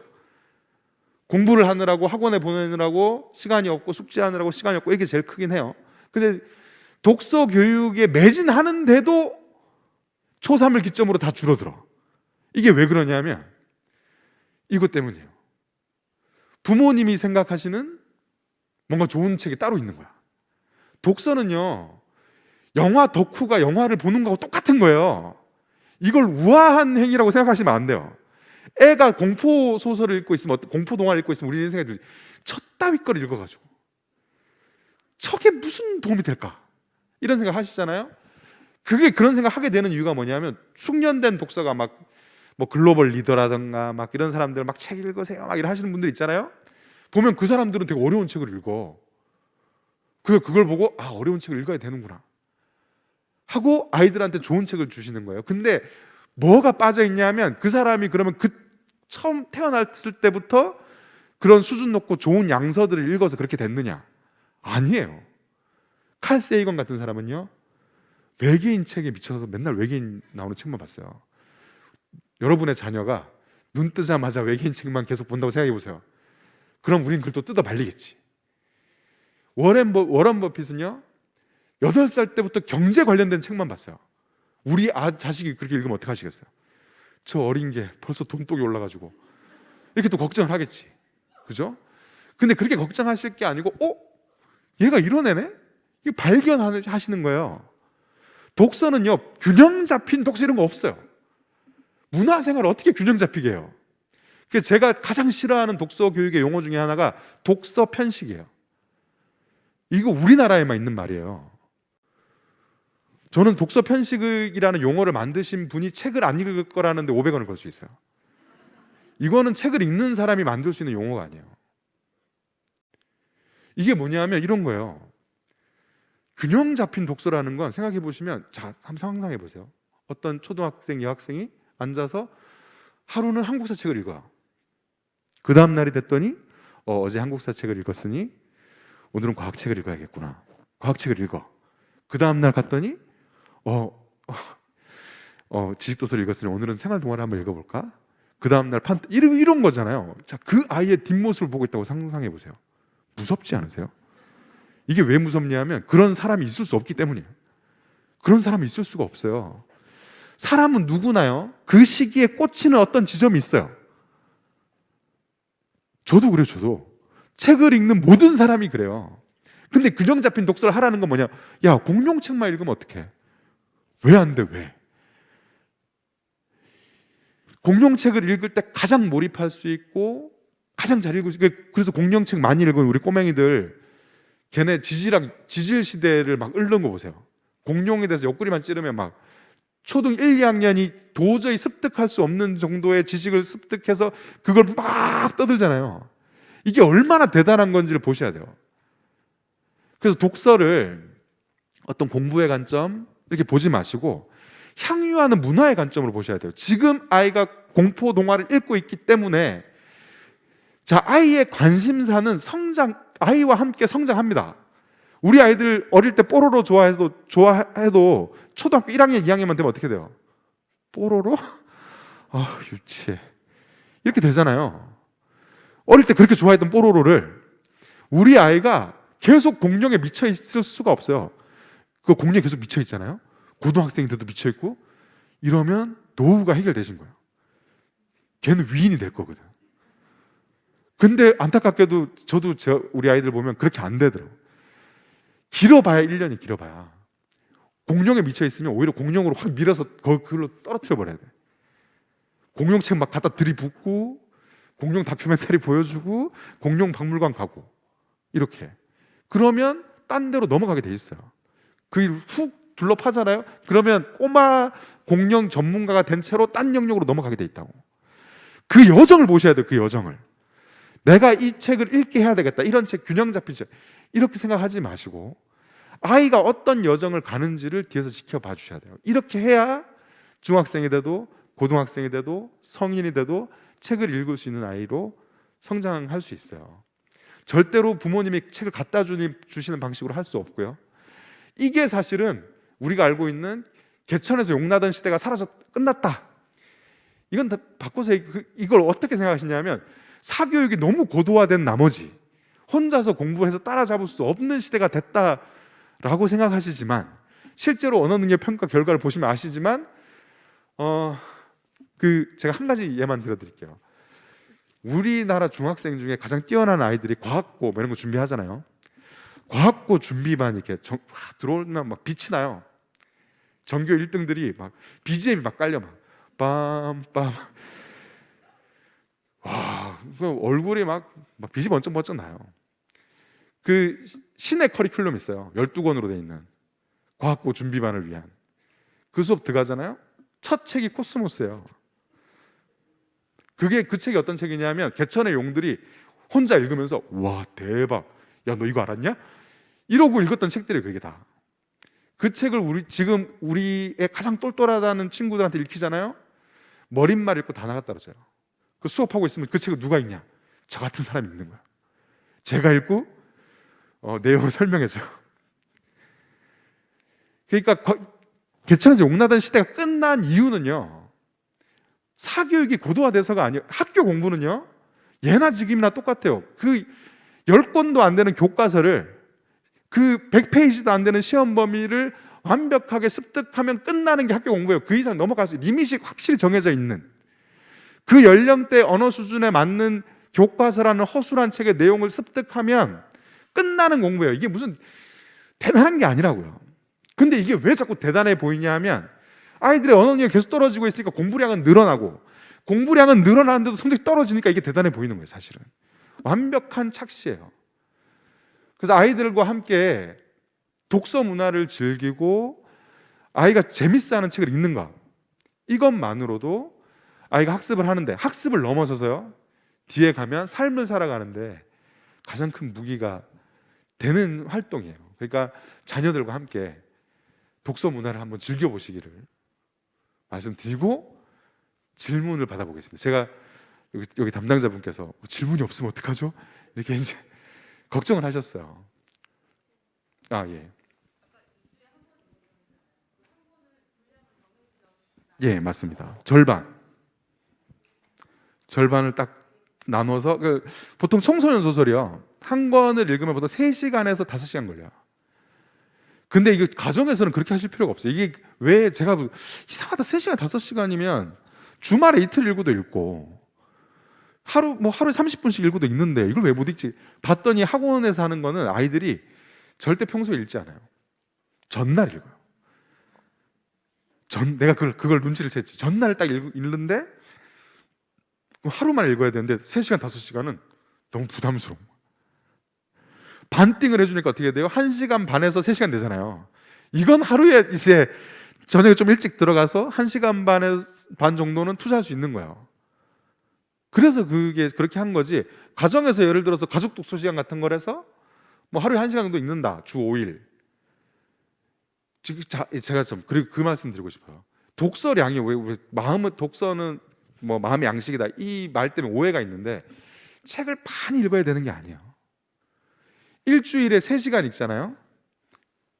학습 기준으로 말씀드리면 차고 넘쳐요. 차고 넘치는 언어 능력을 6개월 안에 가질 수 있어요. 근데 어떤 책이어야 된다? 내가 독서 현상을 경험할 수 있는 책만 골라서 읽는다면.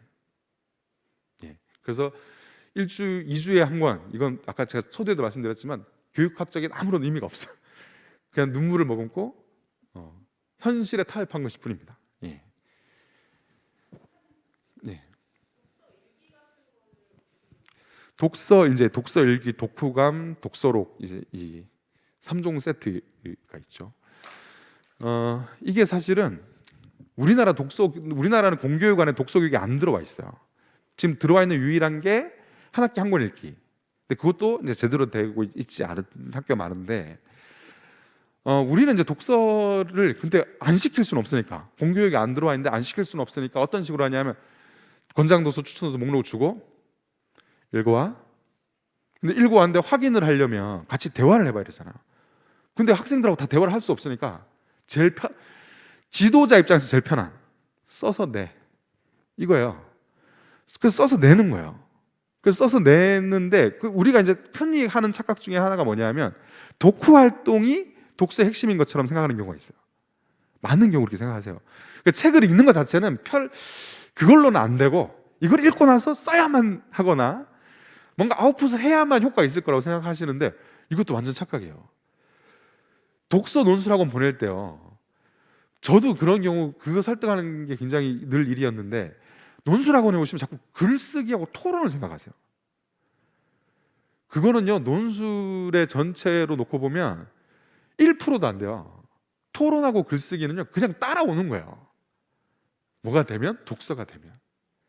독서가 항상 핵심이에요. 그래서 특히나 이제 초등 3학년 이하 아이들한테 독서록을 쓰게 하거나 독후감을 쓰게 하는 거는 사실은 독인 경우가 많아요. 이 독서 솔루션 하실 때요, 딱 이 기준으로 생각하시면 돼요. 이걸 했을 때가 책을 싫어하게 될까?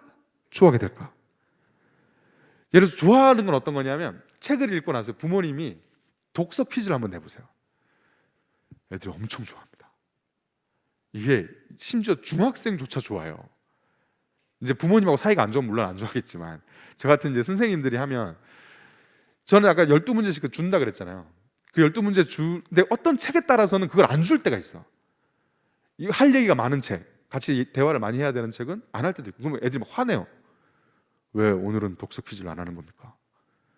왜냐하면 내가 읽은 걸 자랑해야 되는데 다 읽어왔더니 이 선생이 이게 지금 안 한단 말이야? 이렇게 되는 거죠. 근데 이런 것들 이제 그러면 이제 집에서 해보시면 특히 꼬맹이들 초1, 초2, 초3 이런 애들한테 걔들 책은 부모가 안 읽어봐도 책만 보고 바로 독서 퀴즈 낼 수 있거든요. 한번 내보세요. 그럼 그 다음 날 독서 퀴즈 안 하잖아요. 애가 막 들어 누울 거예요. 해내란 말이야 막 이렇게. 이제 이런 게 이제 좋은 솔루션이에요. 아이가 좋아하는. 근데 이제 초 3학년 이하 아이들 손에 아직 힘이 안 올랐어요. 애들은 쓰는 게 고역이에요. 특히 남학생들, 제가 아까 말씀드렸죠. 책상 위를 날아다니는 존재예요. 앉아서 쓰라 그러면 세상 이런 고역이 없어요. 그럼 책을 읽으라 그러면 무슨 생각이 드냐면 저 읽으면 써야 되잖아. 이게 먼저 오는 거예요. 그래서 학교에서 독서록 숙제 나오잖아요. 그거를 쌤한테 전화해서 선생님 이거 하면 안 된대요. 이렇게 하지 마시고 선생님들도 이 공교육에 안 들어와 있으니까 어떻게든 책을 읽히려고 그렇게 하시는 거거든요. 그럴 때는 뭘 파악하셔야 되냐면 이 선생님의 혼나지 않는 최저선을 파악하셔야 돼요. 어떤 선생님은 5줄 쓰면 혼 안 내고 어떤 선생님은 3줄 쓰면 혼 안 내고 이런 게 있거든요. 그걸 파악해서 아이가 스트레스를 받지 않는 선에서 쓰게 하는 것 정도, 그 정도를 하시는 게 제일 좋아요. 예.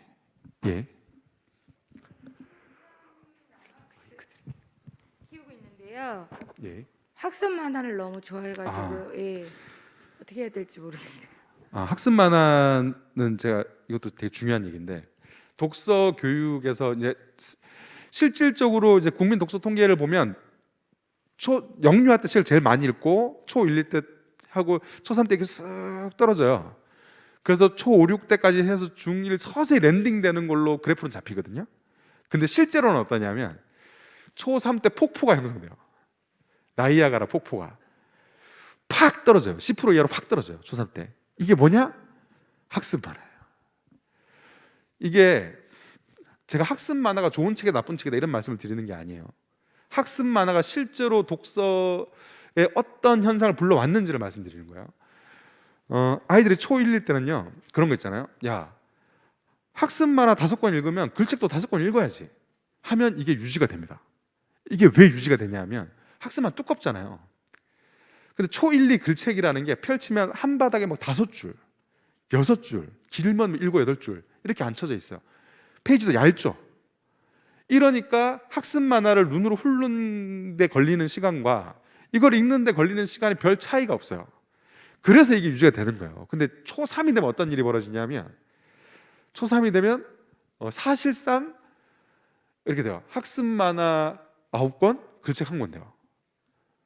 이게 이제 왜 그렇게 되냐면 초 3부터 이제 본격적인 글책이 되거든요. 책이 한 바닥에 15줄 이렇게 돼요. 그럼 이제 학습 만화 아이들이 읽는 거 보셨어요? 서점 도서관 가서 보시면 아이들이 학습 만화 이 속도로 넘겨요. 이건 좀 심했고 이런 정도 속도로 넘기거든요. 이게 사실 책을 읽는 게 아니에요. 책을 읽는 게 아니고 이제 구경을 하는 건데 눈으로 이제 이미지를 소비하는 거예요. 책의 이미지. 하고 막 개, 강아지 나오고 막 이걸 이제 소비를 또 총천연색으로 돼 있잖아요. 이걸 소비하는 건데 이거 페이지 터닝 속도에 적응되어 있는 아이가 15줄짜리 초3 글책을 딱 읽으면 어떻게 되냐면 이거 뭔 책이 읽어도 페이지가 안 넘어가냐 이렇게 돼요. 그러니까 어떻게 되냐면 책 읽어 하면 학습만으로 확 쏠려요. 확 쏠렸을 때 이제 남으면 9권 중에 1권 글책 이건 뭐냐면 부모님의 최후 교두보예요. 야, 그래도 한 권 읽어야지. 근데 사실상은 그 한 권이라도 읽으면 좋은데 그 한 권도 안 읽게 된다는 게 문제예요. 어떻게 되냐면 이걸 학습 만화 페이지 속도로 넘겨. 이게 속독이죠. 팍 넘긴 후에 엄마 다 읽었어. 학습 만화 콜? 이렇게 되는 거야. 그래서 사실상은 9대 1이지만 사실상은 100인. 사실상 책을 읽고 있지 않은 어떤 상태에 빠지게 되죠. 그럼 이런 경우가 굉장히 많죠. 그럼 어떻게 해야 되냐? 일단 아이하고 좀 얘기를 좀 하셔야 돼요. 그래서 학습 만화를 분리를 시켜주셔야 돼요. 독서랑. 이제 어떻게 하셔야 되냐면 학습 만화를 원래 자리로 돌려놓으셔야 되는데 학습 만화의 원래 자리는 스마트폰, 컴퓨터 게임, 장난감 그 옆자리예요. 이게 학습이 붙어 있어서 속으시는 거예요. 만화예요. 만화 중에서는 질이 굉장히 떨어지는 만화죠. 좋은 만화는 정말 엄청나거든요. 엄청난데 이 학습 만화는 콘텐츠로서의 질도 굉장히 떨어지는, 왜냐하면 지식을 만화라는 맞지 않는 틀에 막 구겨 넣어서 읽고 있으면 좀 슬퍼요. 우리 애들이 참 좀 즐길 게 없어서 이런 거를 읽고 있나 이런 생각이 들 정도로. 자, 그러면 이걸 그 스마트폰 할 시간에 학습 만화 콜 읽게 하세요. 근데 예를 들어서 학교에서 숙제를 내줬어. 독서 숙제. 근데 그걸 때 학습 만화를 들고 와. 그럼 이렇게 얘기하시면 돼요. 장난감 말고 책을 가져와. 독서 숙제인데 왜 장난감을 갖고 오니? 서점에 이제 책을 사러 갔을 때 가기 전에 말씀하세요. 책 사러 가자. 근데 아이가 학습 만화를 들고 오죠. 그럼 이렇게 얘기하시면 돼요. 생일 때 얘기해? 그러면 얘기 안 해요.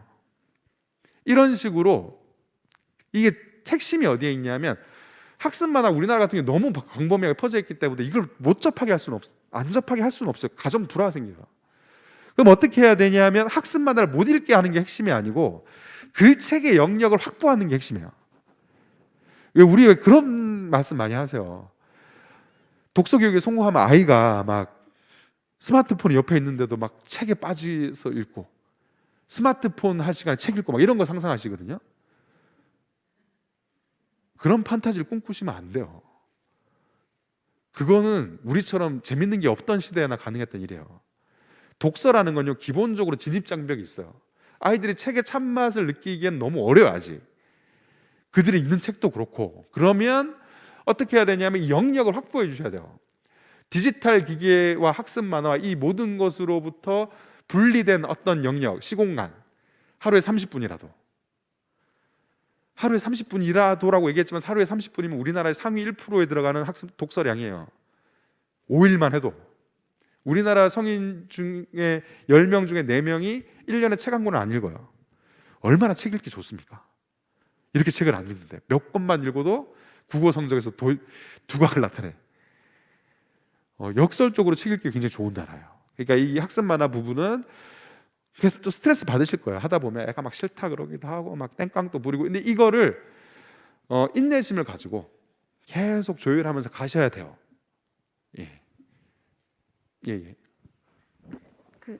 저희 어릴 때부터 책을 많이 읽어주면 좋다라고 했잖아요. 근데 좀 읽어준 편이었는데 초등학생이 됐는데도 책을 읽어달라고 많이 해요. 그래서 초등 1학년 독서 문고들 쫙 다 읽어줘도 집중해서 듣기는 하는데 그게 지금 이렇게 계속 이렇게 진행을 해도 되는지 잠깐 중간중간에 약간 혼선되는 경우가 있더라고요. 이게 거의 다 그런데요. 이거를 이제 우리 이제 헛된 꿈을 꿔요, 우리 부모들이. 우리 아이가 초등학교 1학년이 됐네. 이제 드디어 해방이다. 했는데 이거 초1 됐는데 엄마 책 읽어줘. 이러고 온단 말이에요. 이게 독서 교육에서는 읽어주기를 주독서로 하는 시기를 어디까지로 보냐면 초2까지로 봐요. 초1이라고 끝난 게 아니에요. 이제 시작이에요. 자, 이게 왜 그러냐면 초1이 이제 한글을 이제 영유아 때 우리나라 같은 영유아 때 습득을 하잖아요. 그러면 안 되는데 영유아 때 습득을 했다 하더라도 뭐가 있냐면 글을 읽는 과정요. 그럼 우리가 글을 읽는 글의 이 기호를 보고 소리로 읽고 그 소리를 의미로 해석하는 게 이제 글을 읽는 과정이잖아요. 이 초1, 2는 어떤 때냐면 이 글을 읽는 거를 훈련할 때요. 글을 소리로 읽고 소리로 읽은 걸 먼저 소리로 읽는 게 훈련이 돼야 되고요. 소리로 읽는 게 훈련이 되고 그 다음에 이제 의미로 넘어가는 건데, 그래서 초등학교 1학년 아이한테 혼자 책 읽으라는 건 어떤 거냐면 영어를 잘 못하는 애가 영어 해석하는 거하고 비슷해요. 그 내용이 잘 안 들어오지. 영어 해석을 하느라고. 똑같이 글자를 표음 해독하느라고 내용이 잘 안 들어와요. 그러니까 뭐냐면 책에 내용이 안 들어오니까 책은 재미는 없어. 근데 어쨌든 읽는 훈련을 해야 되잖아요. 이런 상태니까 이런 상태로 아이한테 책을 안 읽어주고 놔두면 애는 점점 책이 싫어지는 거예요. 읽고 이해하는 수고로움은 드는데 내용은 재미가 없고 재미를 못 느끼겠고 이렇게 되니까. 그래서 이때는 어떻게 하셔야 되냐면 읽어주기를 주독서로 하셔야 돼요. 원래 그럴 때예요. 근데 꼭 옆집 똘똘이들이 문제야. 옆집에 꼭 초1인데 막 빨리 막 이렇게 하는 애들이 있거든요. 그런 애들한테 현혹되실 필요 없어요. 걔들도 어차피 초3 되면 다 똑같아져요. 이게 아이들의 성장 속도를 우리는 너무 이렇게 이걸 능력으로 착각하는 경우가 있는데 애들은 원래요. 어떤 애는 빠르기도 하고요. 어떤 애는 느리기도 하거든요. 근데 결국 수렴해요. 수렴. 좀 우리 왜 어릴 때 걸음마를 10개월에 한 옆집 똘똘이가 있으면 우리 애가 12개월 했어. 그럼 10개월 막 걱정해요? 어머나 2개월이나 격차가 벌어졌어. 그럼 걔는 막 뒤에 가서 스프린터가 되고 우리 애는 목 제대로 걷지도 못하고 막 이렇지 않잖아요. 속도가 다를 뿐이에요. 속도가. 학습도 똑같아요. 옆집 똘똘이 신경 쓰지 마시고 스탠다드는 초이까지 읽어주는 게 주독서가 맞고요. 읽어주는 책을 이제 이렇게 하시면 돼요. 읽어주는 책을 고를 때 좀 이제 글밥이 조금 있는 걸 해주셔도 돼요. 여기서 골라봐 이런 식으로. 그럼 왜냐하면 읽어줄 때는 아이들이 읽어줄 때 형제 자매가 있는 경우에 되게 쉽게 느낄 수 있는데 지보다 연령대 높은 책도 읽어주면 잘 들어요. 어떤 경우 더 잘 듣기도 해요. 왜냐하면 초3책 이런 게 훨씬 더 구체적이니까 사건도 좀 더 세게 느껴지고 이러니까 훨씬 더 잘 듣는 경향이 있거든요. 읽어주는 책은 좀 레벨을 높이셔도 돼요. 근데 읽는 책은 아이가 영유아 때 재밌게 읽었던 책 있잖아요. 그런 책 갖고 와도 그냥 읽게 하시면 돼요. 근데 스스로 읽는 걸 해야 되는데 스스로 읽는 건 하루에 5분만 해도 돼요. 이걸 책을 막 책이 읽어서 이 내용이 들어올 거라 생각하지 마시고 얘가 지금 소리 내서 읽는 걸 훈련하고 있구나. 이 관점으로 초1, 2 때는 이것만 해주셔도 돼요. 대신 읽어주는 책을 아이가 골라오게 해서 어느 정도 글밥 있는 책 읽어주시면 돼요. 그러면 이 읽어주기의 효과는 이 맥락의 수준, 이게 내가 읽고 이해하지 않는다 뿐이지 이 복잡성은 계속 들어오거든요. 그러다가 스스로 읽기가 어느 정도 돼서 읽기가 자동화되잖아요. 그러면 순식간에 올라붙어요. 그러니까 전혀 걱정하지 마시고 이렇게 하시면 됩니다. 예.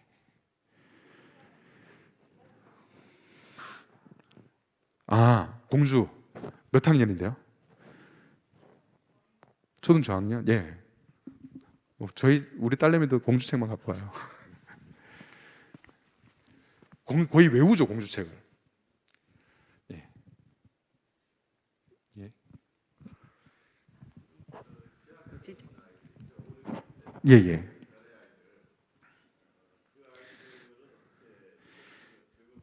예.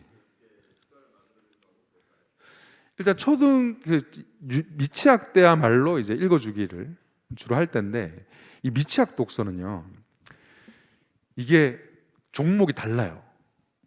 그러니까 스스로 읽는 책과 읽어주기는 이게 장르가 다른데요. 어떻게 생각하셔야 어느 정도로 다르냐면 영어하고 음악만큼 달라요. 그러니까 이 읽어주기의 핵심은 어디에 있냐면 이 책의 내용에 있지 않아요. 읽어주기의 핵심은 어디에 있냐면 이 책을 통한 일종의 공연이라고 생각해요. 공연. 예를 들어 안대 데이빗 같은 책 있잖아요. 그거 보면 이 생각이 들잖아요. 이걸 뭐 안돼 하다 끝나잖아요. 근데 이게 중요한 게 뭐냐면 연기력이에요. 연기력. 안대 데이빗을 이렇게 읽어주시는 분들이 있어요. 안돼 데이빗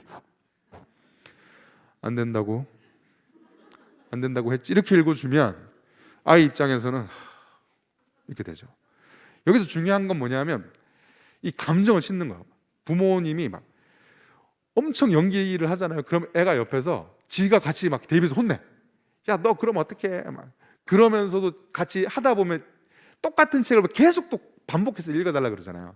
하다 보면 이 아이가 어떤 게 있냐면 자 이런 거예요. 혼내는 부모한테도 공감을 하고요. 혼나는 걔가 안쓰럽기도 하고요. 그 막 이래요. 막 넌 왜 그랬냐? 지도 그러면서. 그리고 왜 금도끼, 은도끼 같은 거 읽어줄 때 애들이 막 그 도끼 이제 빠뜨린 장면 되면 막 뽕망치 같은 거 들고 오잖아요. 그게 중요해요. 그게 이 공연으로서의 독서를 생각하셔야 돼요. 이 영유아 단계는요 기본적으로 학습을 할 수 있을 때가 아니에요. 핀란드에서는 문자 교육을 8세 이하의 문자 교육이 법으로 금지돼 있어요. 그게 애들의 행복을 위해서 그런 게 아니고 그때 학습을 시키면 뇌 발달에 문제가 생겨요. 이게 내가 왜 결정적 시기 이렇게 해가지고 막 우리나라에서는 막 도로 시키잖아요. 이거 우리나라는 핀란드 기준으로 놓고 이 유럽 기준으로 놓고 보면 우리 다 범법자예요. 이렇게 시키지 않아요. 않고 그래서 이때 할 수 있는 유일한 학습적인 게 어떤 거냐면 뭐 생활태도 이런 거 빼고 학습적인 거는 책을 읽어주는 거야. 근데 이 책을 읽어줄 때 기승전결의 맥락 있잖아요. 책이 감정이입을 했다가 막 이렇게 하잖아요. 이 기승전결이라는 게 논리 구조 중에 가장 기본적인 논리 구조 중에 하나예요. 제가 아까 그런 말씀드렸는데 초3인데 읽었는데 줄거리 안 깨져. 이게 뭐냐면 이 논리 구조가 전혀 내면화되어 있지 않은 거예요. 그 같은 책 여러 번 읽어달라고 하는 거 있잖아요. 무조건 읽어주셔야 돼요. 무조건. 이게 반복 독서는 이 독서 교육에서는 천재들의 독서법으로 공인된 독서법이에요. 서구에서는 이걸 라이프니츠 독서법이라 그래요. 근데 이제 이렇게 라이프니츠 이렇게 이름 붙이면 막 거창하고 되게 멋있어 보이잖아. 근데 집에서 애가 똑같은 책을 갖고 오면 화가 나죠. 우리는 화가 나잖아. 읽어줘. 솔직히 읽어준 나도 지겹고. 근데 이게 초등 1, 2학 이제 우리 상식적으로 생각해 보면 독서는 입력이에요. 입력. 사고 활동을 치면 입력인데 글을 쓰는 것은 이 출력이잖아요. 당연히 사고 수준으로 놓고 보면 출력이 더 어려워요. 이 과정 자체가. 근데 초등 1, 2학년 중에 책 글을 한 번도 써본 적이 없는데 글을 엄청 잘 쓰는 애들이 있어요. 초등 1, 2학년은 보통 400자 아니면 200자 아니면 400자 쓰게 하는데 논술학원에서 2000자 넘게 쓰는 애들이 있거든요. 물론 요즘에 이것도 많이 줄었어. 2000자 넘게 쓰는 아이들이 있는데 걔들의 부모님하고 상담을 해보면 다 하나같이 무슨 얘기를 하시냐면 얘가 어렸을 때 어떤 책을 너무 좋아해서 표지가 떨어지고 또 사주고 떨어지고 또 사주고 그랬던 책들이 몇 권 있는 거예요. 이게 우리가 흔히 이제 생각했을 때 여러 권의 책을 읽으면 좋을 거라고 생각하지만 언어 능력 측면에서도 그렇고 사고력 측면에서도 그렇고 글쓰기 측면에서도 그렇고 사실은 자 봐보세요. 100권의 책을 읽는 것보다 한 권의 책을 10번 읽는 게 훨씬 더 효과가 좋아요. 우리는 자꾸 많이 읽으려고 그래. 벤자민 프랭클린은 이런 얘기를 했어요. 책을 많이 읽어라. 하지만 많은 책을 읽지 마라. 독서는 양이 아니에요. 질이에요, 질. 이 질이라는 건 뭐냐면 책 한 권을 계속 읽다 보면 이런 게 생겨요. 그 논리의 흐름 있잖아요. 강아지 똥을 계속 읽잖아요. 그럼 강아지 똥의 그 언어의 흐름이 내재화돼 버려요. 그래서 글을 잘 쓰는 거예요. 문단구를 모르는데 쓰면 문단이 딱딱 막혀 써요. 그 애들이 글 쓸 때 따옴표를 딱 써서 시작을 지가 그걸 무슨 글 쓰는 기술 알아서 쓰겠어요? 그게 내면화돼 있으니까 야, 내 가위 어딨어? 또 내 가위가 사라졌다. 분명히 동생 짓이다. 이러고 딱 시작해요. 얼마 이러면 또 확 집중이 되잖아요. 그리고 쫙 글을 써내려 간다니까. 이게 어디서 오는 거냐면 반복 독서를 통해서 이 언어의 흐름 자체가 내면화돼서 생기는 거예요. 글쓰기를 할 때 막 논술하고 가서 기술적인 글쓰기를 기술로 생각하시는 분들이 있는데 그렇게 기술적으로 하지 않으면 그러면 어느 순간 이 글이 어떻게 되냐면 로보캅처럼 돼요. 안은 텅 비어 있는 반듯반듯하기만 한 희한한 글이 돼요. 사실 글은 독서를 통해서 이 사고 과정을 원활하게 만들어서 자기 걸 꺼내 놓는 건데 자기 게 없는 글이 돼 버려요. 이런 관점으로 보셔야 돼요. 그러니까 영유아 독서의 핵심은 반복 독서. 아이가 골라오는 책이면 그게 무슨 책이든 온 열정과 연기력을 다해서 읽어주시는 게 최고의 독서법이라는 거죠. 예. 네. 아이가 예. 질문 두 가지 있는데요. 지금 중1 여자아이거든요. 근데 진짜 작가님 말씀대로 아이가 그 소설하고 동화만 읽으려고 해요. 근데 이제 중1이 되면 인문학으로 넓혀서 읽기라고 해갖고 지금 욕심에 그러니까 아이가 골라오면 좋겠는데 안 골라오니까 제가 인문학 도서를 빌려다가 펼쳐놓는데 아예 펼치지도 않더라고요. 진짜 소설 동화만 지금 청소년 소설 그렇게만 읽고 있고요. 또 한 가지 질문은 좀 책을 속독하는 편인데 그거를 고쳐야 하는지. 일단은 인문학 독서는 저는 부모님이 한번 해보실 걸 권해드립니다.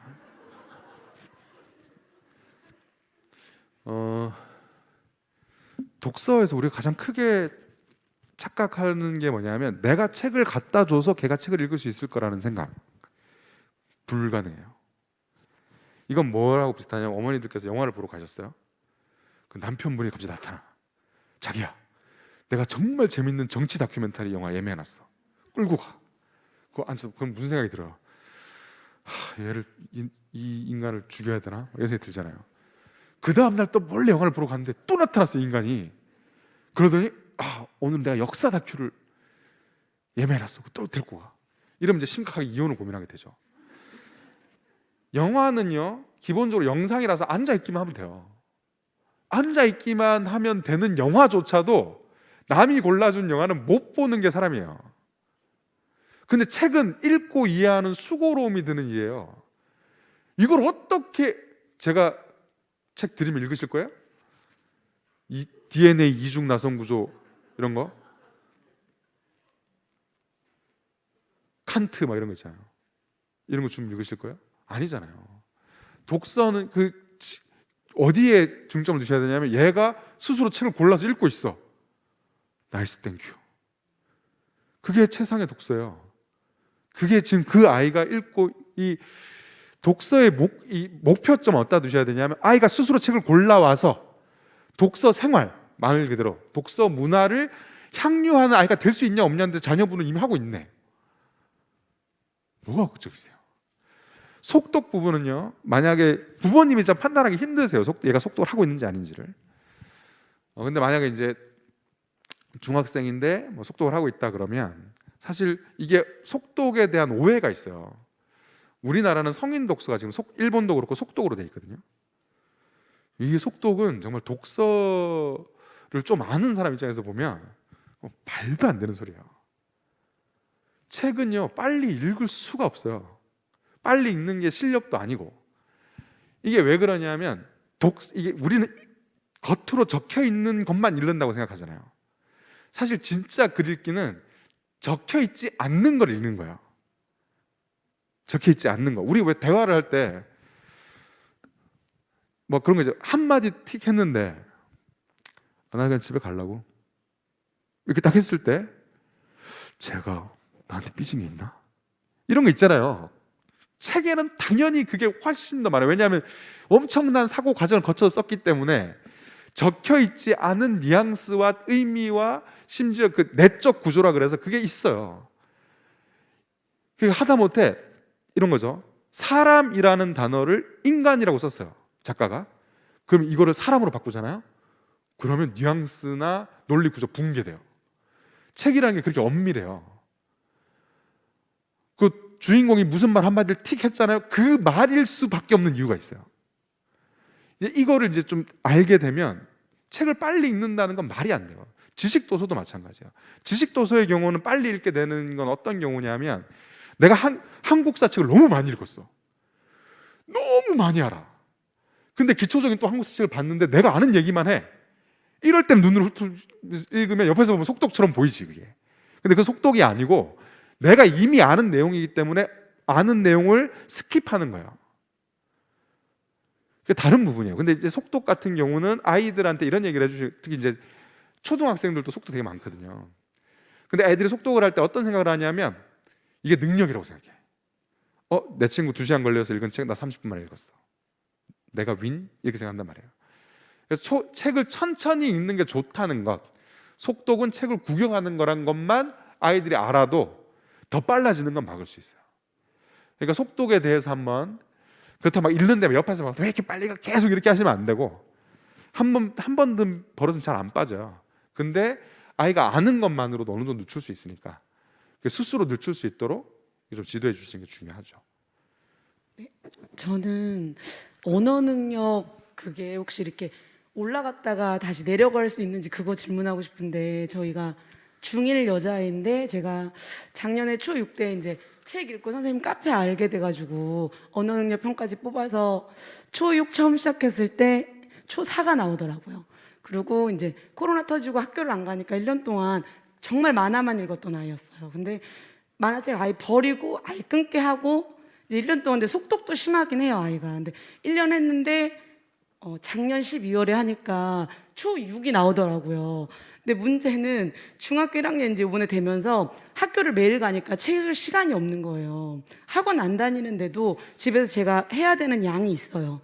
수학 문제지 뭐 이런 거 하다 보니까 책 읽는 시간은 항상 제가 정해놓거든요. 30분 아니면 1시간은 무조건 읽으라고 하면 자기가 뽑아와서 좋아하긴 하는데, 문제는 예비 중1 추천 도서 이런 것들도 자기가 좋아하는 것도 빌렸고 제가 추천하는 것도 빌렸는데, 예비 중1 도서는 거의 다 재미없다고 하고, 문제는 이제 요즘에는 거의 초3, 초4 이런 책들만 계속 골라와서 그냥 잠깐 짬내서 보고 이런 식인데, 그러니까 언어 능력 혹시 올라갔다가 너무 제가 강요해서 또 내려간 것 같기도 하고 그게 궁금해요. 아니, 언어 능력이 한번 올라가면 내려오진 않아요.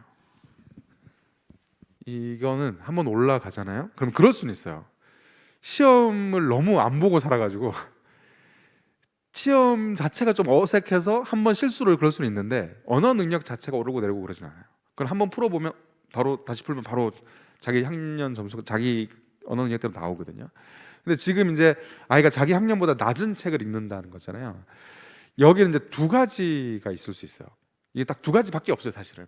하나는 언어 능력이 실제로 초3, 4라서 이 언어 능력 평가라는 게 객관식이기 때문에 사실 한 번 해가지고는 이게 정확하게 핀포인트로 딱 몇 학년 수준을 이렇게 찍히는 게 아니고 스펙트럼으로 찍히는 거예요. 아, 이 정도 점수 나왔으면 대략 이 정도 안에 있겠구나, 추정치로 보는 거거든요. 근데 이제 실제로 예를 들어 좀 찍기를 잘해서 내 언어 능력이 초3, 4인데 초6이 나올 수도 있는 거예요. 한 번 테스트 해서. 이제 그거는 이제 보통 학원에서는 같이 책을 읽는 과정, 국어 성적, 뭐 다른 과목 성적 있는 거 보고 보정을 해요. 점수만 놓고 보는 게 아니고 6개월 단위로 두 번만 해보면 이제 정확하게 아, 이 정도겠구나 하고 이제 확정을 할 수 있는 거죠. 근데 예를 들어서 그 초6 테스트가 나왔던 그게 과반영됐을 수 있는 거예요. 근데 사실은 초3, 4야 아직. 그러면 초3, 4 책을 읽게 돼요. 이 경우가 있고, 또 하나는 뭐가 있냐면 책을 좋아하는 강도가 언어 능력이 높다 하더라도 책을 좋아하는 강도가 좀 극단적으로 떨어지면 그렇게 돼요. 해치워야 되는 거예요, 이거를.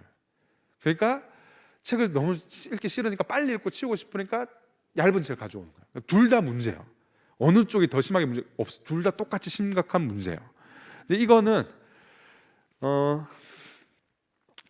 지금은 그 아이가 읽고 골라서 읽는 책을 그대로 두셔야 돼요. 그걸 어떻게 손대시면 안 되고. 근데 그 초3, 4 책을 읽는다 하더라도 우리가 이제 유치하다고 생각하죠. 어린 아이들 책은 유치하다 이렇게 생각하는데 사실은 그렇지 않아요. 저는 강사 생활하면서 사실 아이들 책을 읽게 됐는데 깜짝 놀랐어요. 너무 대단해서. 이 동화도 그렇고 청소년 소설 더 그렇고 강아지 똥 이런 거 생각해 보세요. 그 애기들 읽는 책이잖아요. 세상 대단해요. 읽어보면 이제 저처럼 이제 책을 좀 많이 읽어서 독법 있는 사람들이 보면 와, 대박 이렇게 돼요. 그러니까 유치한 책이 있는 게 아니고 사실은 성인 책도 유치할 수 있어요. 언어 수준만 높다 뿐이지 내용이 유치할 수 있거든요. 그런데 어린 아이들의 책이라고 해서 무조건 유치한 그렇지 않단 말이죠. 그래서 초3, 4 책을 읽다가 팍 꽂힐 수 있어요. 근데 그 책에서 몇 권만 읽다가 보면 훅 이렇게 뛸 수 있거든요. 제일 중요한 건 뭐냐면 책을 좋아하는 강도예요. 책을 좀 좋아하는 강도가 세지면, 실제로 이제 제가 강연 다닐 때 만났던 친구인데 2주 만에 책을 하나도 안 읽다가 2주 만에 청소년 소설을 한 권을 10번 읽은 애가 3번 읽은 애가 있었어요. 그 엄마 손잡고 왔어, 강연장에. 그런 게 2주 만에도 되기도 하고, 이게 이런 거예요. 막 여러 가지가 있잖아요. 막 독서 시간을 가져보세요. 뭐 책을 스스로 고르게 해서 어떻게 해보세요. 책을 읽고 나서 이야기를 하게 해보세요. 이렇게 말씀드리면 그거 해가지고 어느 천년이 될까 싶잖아요. 근데 웃긴 건 뭐냐면 되려면 한 방에 돼요. 되려면 한 방에 되고, 안 되려면 또 계속 안 되다가 뭐 어떤 계기 하나가 확 바뀌는 거거든요. 계기 하나가. 그렇게 생각하고 좀 접근하시면, 근데 그 책을 관여하실 수는 없다는 거. 지금 우리 학부모님들께서 독서법에 엄청 관심이 많으신 것 같은데요. 지금 예정된 시간보다 좀 많이 지연이 돼서 이상으로 좀 마무리를 했으면 하거든요. 혹시 한 분 정도만 더 질문 받아주실 수 있을까요? 예. 마지막으로 한 번만 더 질문을 받도록 하겠습니다. 예.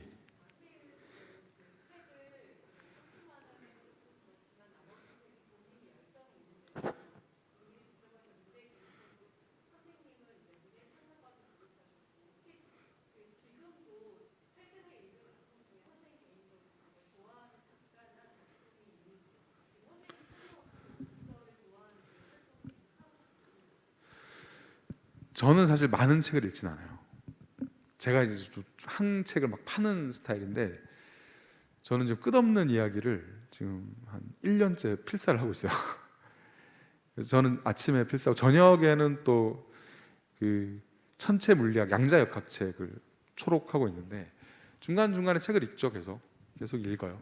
예, 근데 제가 무슨 책을 읽는지를 말씀드리는 건 되게 조심스러워요. 그게 객관적으로 좋은 책이 또 아니고 그걸 얘기 드리는 게 도움 될 게 없기 때문에 그냥 저는 독서 생활을 즐기고 있다 정도만 말씀드릴게요. 제가 이제 마지막 마무리 말씀을 드리면 독서는요 뭔가 우아하고 대단한 어떤 게 아니에요. 그냥 영화 매니아가 영화를 즐겨서 보는 것처럼 스니커즈 매니아가 스니커즈의 역사를 막 재밌어라고 둘러 파는 것처럼 독서는요 자기가 좋아하는 책을 그냥 골라서 읽는 거예요. 여기에 뭔가 이것이 막 굉장히 우아한 것이고 뭔가 학습 공부 같은 어떤 것이고 이 관점만 빼시고 이걸 그냥 문화라고 생각하고 접근하시면 생각보다 쉽게 아이와 함께 즐길 수 있게 돼요. 이 관점만 빼도.